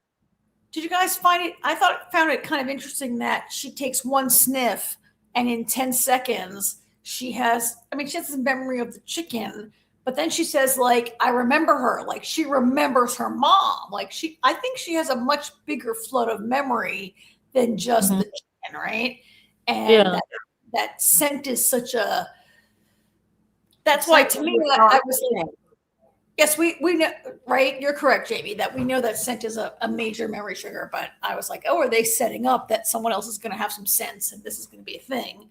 Which I don't know what that would be because I'm not aware of any big scents, and the silo probably smells pretty bad. But what does the silo smell like? Black. But also that her memory was triggered so quickly. I mean, granted, it was, but did we really need another 5 minutes talking about to her like memory? wrap it up? They need to get within the hour. I'm also not sure, like, are they setting up? Look, I know in the book what's about Charlotte and Daniel, but on the show, I'm not sure if they're setting up. For a while, I thought they were setting up Daniel and Charlotte to be on opposite sides of this operation. Now I think, are they going to be working together and then he leaves again? Like, it's not clear to me, like, where they're, like, which it shouldn't be clear to me yet. Like, what's going to happen with Charlotte and Daniel? Closer relationship, distant relationship. Yeah, I don't know. But at least at this moment, he is leaving to go to see Helen because he's like, I want to become goo with you, or whatever he says. Be the great I goo. want to become great goo with you. All right, question here. Yeah. You said he's leaving to go with Helen. I think is he leaving to go with Helen, or is he just leaving and also gets to be with Helen? Like, I don't think he's leaving because Helen's leaving. I think he also is like, this is bullshit. I don't want to be here. But by the way, let me kiss Helen. I'm gonna make out with you. Bullshit, but I think it's because of Helen that he left. I mean, I think that I feel that way. Like, I think that she was the deciding factor. I think that he was going to follow her. All right, that's cool. What do you think, Scarlett? Yeah, I think the same. I think the same. You think if Helen stayed, he would stay. If Helen leaves, he will leave. Yeah. Because he loves her. I want that man to get a spine. Community, what do you think? Community, chatters, what do you think? How could being in love with her mean he doesn't have a spine? Although I don't know that he should be in love with her. He doesn't have a spine. He doesn't have a spine. He's an inexperienced guy, right? He's not. I mean, we saw him like calling people for like. I think he's a little bit adrift. I don't think he has a strong opinion. I could buy that he's swayed by Helen, but I don't think he's like, I'm in love, let me just follow her. That's good. I don't buy. So the Demonet says, I don't buy Daniel abandoning his sister when she's in this trouble. The thing is I don't think Daniel has ulterior motive. Yeah, sex with Helen. I do think that's interesting. If you go to his next comment, Neo says it is now a date. Yeah, it's now officially a date. But no, I meant Demon Axe other comment here. I thought maybe they told the congressman to keep her close. Oh, that's interesting. I like that. That is interesting. But like he's I don't actually like wait, let's Jamie really quickly. So I understand what you're saying. Just let me understand what you're saying, that he's actually aligned with Per Stinson and Laura Innes and whoever, but they told him to go with Helen. Like he's actually. I don't know if he could be that convincing from what I've seen of him in the show. Yeah. I like the idea. I think it's interesting. I don't know that I think that, but I think it's an interesting idea. That's kind of cool. But I don't know. I also don't think he's abandoning his sister. I mean, they said they didn't have to live in the silo. They just had to live like within 30 miles or whatever. So I don't think I think he's going to still see his sister. He's just not agreeing to be part of this thing, right? At least that's how I took it. I don't know. Yes, I do get the feeling with creepy Dr. What's his name? Yeah. That they are trying, I feel like they are trying to separate Daniel from Charlotte. I don't think they're trying to. They're like, Daniel, come hang out and let's get your sister to have more memories of you. Like they're not trying to bring them together. I think they're trying to. They're not. Are they trying to separate them? They're not trying to bring them together. I think there's a thing that Charlotte is maybe a little more important, and they're trying to separate them. Maybe. I mean, Demonet also thinks, like, here it is that fellow conference keeper close. We already talked about that. The doctor is so creepy. I'm sorry. Is the doctor creepy or is it just me? Yes. No, the doctor's creepy. There's something going on there. There's something, I don't know what, but yeah, I don't trust him at all. I don't trust the guy. I would not trust a guy who's like, my wife died. I was so sad that I decided to invent a drug that would make me forget my wife ever existed, so I wouldn't like. And then he's like, it's his daughter, not his wife. But yeah, right, but he wanted to forget the car accident and forget his grief and blah blah. And I like, it's a very extreme reaction to grief, and I don't know. I've never lost a child, so I like can't. we've talked about, we talked about this in other shows also, like Dark Matter, like working through the grief is part of being a person, right? Yeah. Lilu had agreed with me and said thinks Daniel would have stayed, or if she stayed, if they Helen would have stayed. If Helen stayed, Daniel would have stayed. I'm not reading it. Says, I think he wanted to leave. If they both stayed, he would have stayed. So the trick is he wanted to leave. But if they stayed, he would have stayed. He wanted to leave. But yeah, I do think he wanted to leave. I didn't think he wanted to leave. I just think he left. I think more than anything, he followed Helen. Mm-hmm. Right. Oh, can we just go to?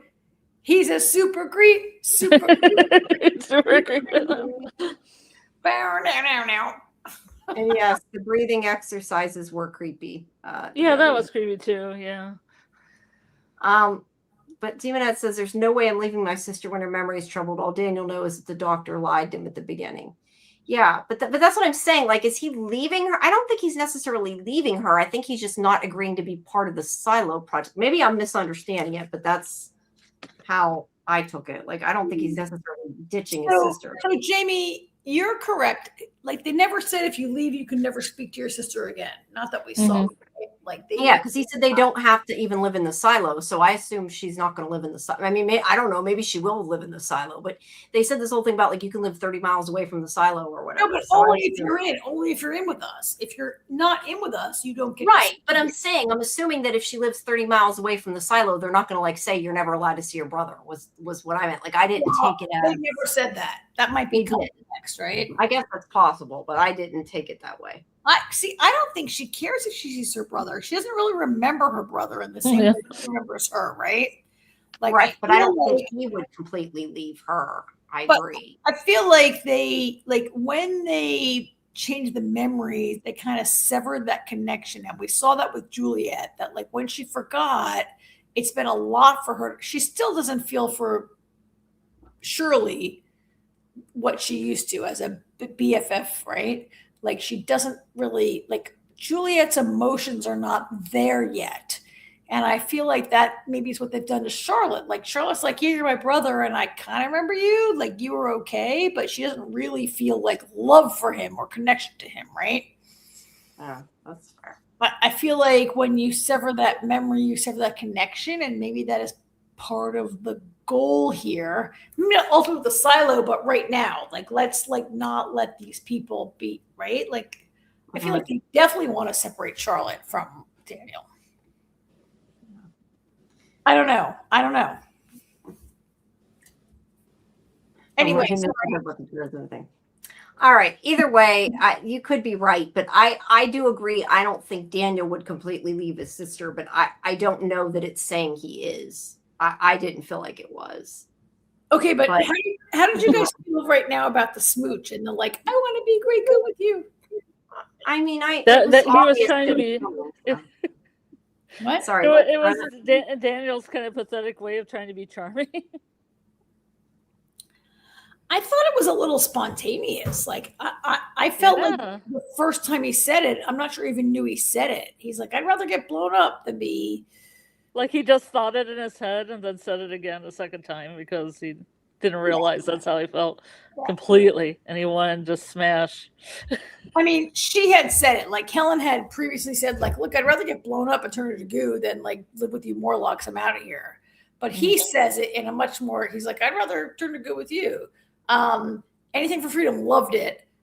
I liked it. Good. I liked it. I thought it was cute.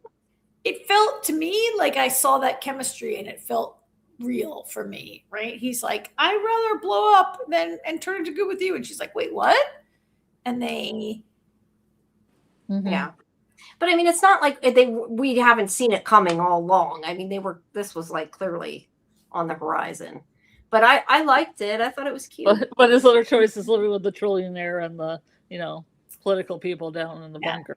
I mean, yes, it felt like, to me, like it hasn't felt forced between them, and it did in this moment. Like we could have seen it coming for a long time. Yes, Jamie, we did. But in this little moment, it didn't feel forced or contrived. No. Like I said, it was cute. I liked it.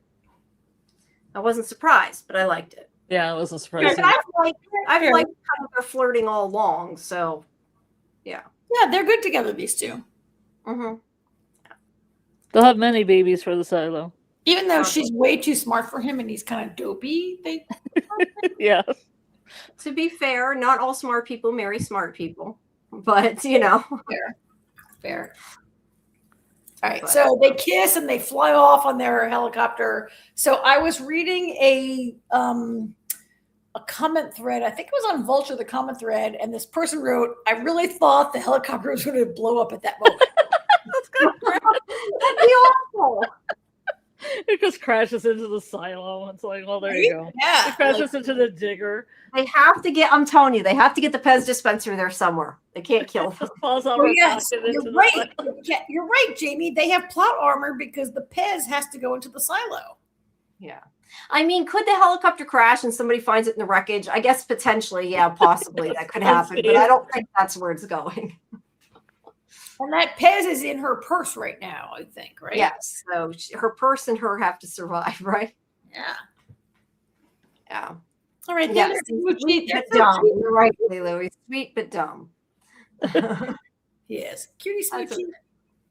All right. So okay, so there's the helicopter fly away. And then back in the future, I guess, from that storyline, the present, whatever you want to call it. There's this thing with the sheriff talking to his wife about, I didn't have you. Like he's upset that he hasn't been close to his wife. I don't know, other than, that wasn't really story plot wise. That was just character. I like them, but I didn't love that scene, but that baby is so cute. But yeah, their story has not been, I liked their story better last season when they were like, she was a better character. They were more of a team. I feel like the wife has only been in like a haphazard couple of scenes, and that made it hard for me to care about this, right? Scarlet, you're saying, Yeah, I'm agreeing with you. Yeah, I think the only point to her character this season was that she was part of the rebellion so that they could, make him have issues. I think that was pretty much the only. Yeah, but they didn't play that out, right? No, they didn't, because she didn't get caught, so it didn't really matter in the end. And then the very end of the episode, I wasn't sure if Juliet went to them or they cut her off. I guess they cut her off, but it was a little weird the way they did it. I think Juliet went there knowing she'd be cut off eventually. Yeah, but they take Juliet away and throw her in with Sims, and Camille's like, "You made your choice." And look at the look on Juliet's face, though. That was like such like I'm going to kill you. I don't know. It's just a funny look when she sees things, right? So I'd love to ask you guys what you think about that. Like Camille, Robert's in seclusion. She says, take Juliet to seclusion, but they don't go to seclusion. She goes in so what do you guys think that's about? Like, I kind of wondered if she's going to put them in there together and like hope they say something and give something away, but I think they're too smart for that. So beyond that, I don't know, but I feel like that might be Camille's plan. Scarlet? Yeah, it could be. I don't know. Or she's just going to set it all on fire. I get Or try that. to kill them all. I get that, but both Robert and Juliet should expect there to be cameras in their cell, right? So why would they say anything? They probably wouldn't. But I do question why she's like, you made your choice. That was a little line Well, was a little I think that's to Robert. Like, so yeah. Like So I'm we- arresting her because you won't help me, I guess, is what that means. so Rilu says she went knowing to be arrested. That's Juliet. She's going to listen in, which I think is Camille. I mean, I think when Camille says you made your choice, I feel like Camille's saying you chose whatever you're doing over me. I don't know what she's saying. Like, Mhm. is Camille saying you chose it over me? Because I feel like Camille chose the silo over Robert. So why Yeah. would she say that Robert should have? Is she saying like Robert, you chose whatever over the silo, or saying you chose it over me? I feel Camille's beyond a point where Robert should have chosen her. Camille's about choosing the silo right now. Is she saying that Robert, you chose Juliet over the silo? I thought they meant that he chose the kids that Julia wants to save over his own child. Oh, Breaking point for Camille. very interesting. Yeah. Wow. I thought it was kind of like you chose your side and now you're both in prison. I mean, I didn't really think too much into it when I watched it, but I like that. That's like that. You chose those other kids over our kid. Yep. Like that. I kind of wonder if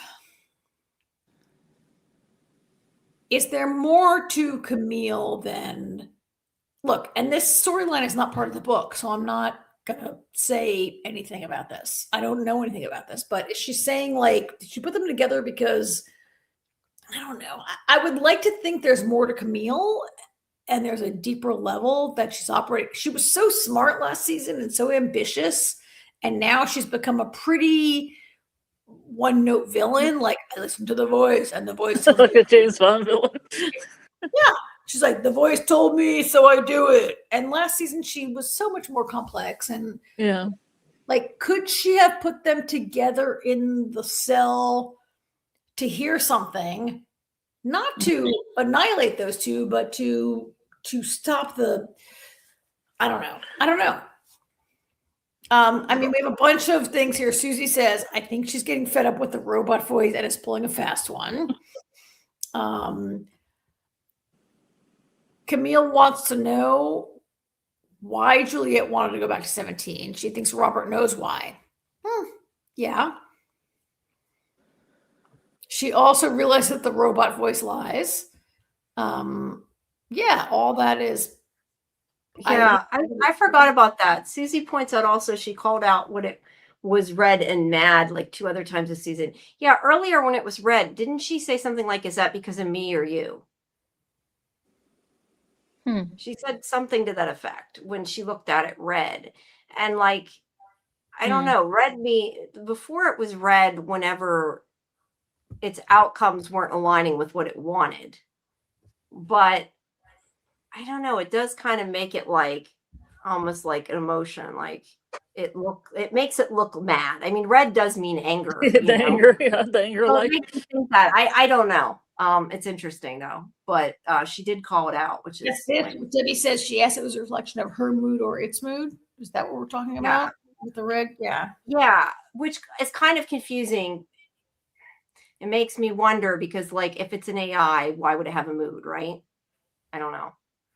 I love this comment, you guys. Lilu says, you ladies have Camille all wrong, I think. Wow. So we have her wrong because we think that she is in service to the voice, or we have her wrong because we are trying to give her a little leeway. I mean, I'd love to hear more. Or we have her wrong because we think she's one note. Yeah, right? Or all the Debbie says, I don't think it's AI. It does make me wonder with that comment. Yeah, I don't know. Yeah. And anything for freedom says maybe that's the only cell. Could be that simple. They're out of room, so they just throw them in together, They're right? out of themselves. So if it's not AI, then it's like a literal voice. Yeah, I don't know. Like how a to human make voice, like there might be just a bunch of executive people in Silo 1 in a little office Yeah. rotating, Yeah. getting coffee. Yeah. Maybe, I don't I know. mean, maybe the voice is kind of like the Wizard of Oz voice. That's like the voice everyone uses. Yeah, the man behind the curtain. We said that before. She's trying to find out how Juliet will stop the safeguard and the AI won't tell her. Well, she does say, like, I can't help you prevent the safeguard if I don't know what the safeguard is. Like, it won't. She does seem to be trying to get info, so I don't know. I guess we'll have to wait and see. Camille is Martin. Yeah, Camille's Martin. That's the answer. And it is manipulative, Debbie. You're right. And an AI shouldn't be manipulative. So that's a good question there. And yet, it is. She's not a villain. She's a time mom and trying to place. keep her son from dying, but she also questions the AI. Maybe she hasn't questioned it enough then. Maybe that's our issue. Because I kind of like I get what you're saying, but I do feel like she's become an annoying villain, and maybe it's just the way they're doing it. I don't know. I agree. Debbie says, I've been thinking it's somehow an amalgamation of people. The voice, yeah. Mm-hmm. I mean, I kind of agree, Jamie, that she's become kind of an annoying villain, but maybe we need, like, not saying we, but if you look deeper, like Camille was so ambitious and thinking 10 steps ahead last season. And so could she have another thing going on, right? Maybe. And maybe it's just annoying because like we did like her and now she's just kind of like following blindly. Like that's kind of the issue, and even willing to take away her son's memories. Like I think is the problem I have. Like she's not questioning enough. Why would you question something that will lie to you? Yeah, I guess what will be the point? Could be right. I mean, not that we know. Like we also saw Bernard being pretty loyal to the plan until all of a sudden he walked out the front door, right? Yeah.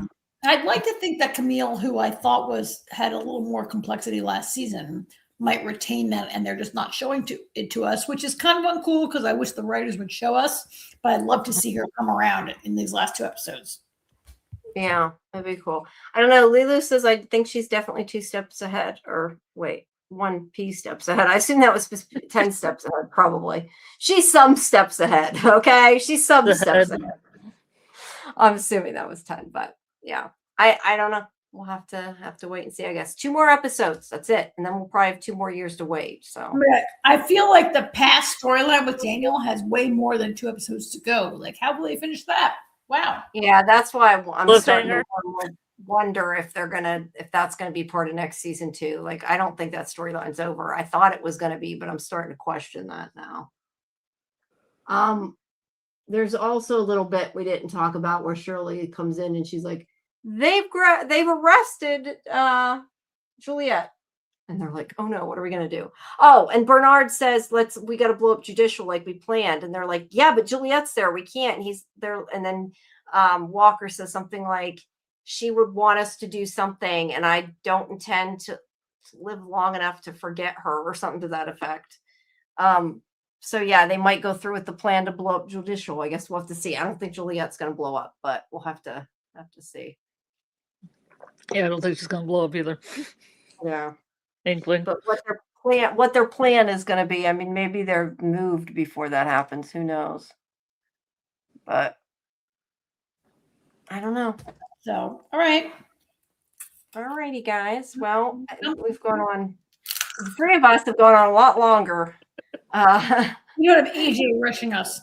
So, yeah, it was a great episode. So, yeah, I mean, there were some problems, but this episode had some problems, but there was still a huge dump of information. There was. So yeah, if you joined us, thank you. Please come back tomorrow at 10 Eastern for Fandom Access, where we have the Ark Dead City, Star Trek Strange New World, and Lantern. And I don't know if we ever intend to talk about Rachel. I know we had said we were going to and then sort of forgot about it last week. So maybe I don't know. And we'll be doing our X-Files. Yeah. All right. We'll be doing about the X-Files movie soon. And then Wednesday at 10:30, we have The Librarians, the next chapter. We'll try to have a watch party for that beforehand. And of course, we will have our next Silo watch party Thursday night at midnight when the episode drops. So make sure you join us then in our Discord. The link is in the chat. If you're not a member, you can get our schedule and all kinds of fun things there, including we have game nights as well. So and then Dark Matter is dropping Friday, and we'll start covering that next week, right? Yeah, we will be covering Dark Matter starting next week. I know we had figured out what day we were going to do, but I can't even think. Yeah, it's way up on my messages. I was going to ask you again when it was. I'm like, what did we say we were going to do? I know we're going to put it in Silo's slot later, but we're figuring out what we're doing for next week. Yeah. And we'll smack a bitch if they kill Walker. Me too. Well, Susie, Yellow Jackets is a while away yet, so watch Yay, Yellow Jackets! Yellow Jackets, buzz. November 20th. That is coming, but we have Dark Matter. A little time with Helen and Daniel. I was thinking Juliette Lewis's "Don't you believe in love?" line from the first season of Yellow Jackets. Yeah, I'm I excited. believe in love, Karen. We have Dark Matter first. Love it. All right. Good night, y'all. See you tomorrow. All right, thanks, everybody. We'll see you tomorrow. Have a good night. What? You know what? When the sun goes down and the moon comes up, I turn into a teenage gray goo goo monk. Goodbye. Good night. Good night.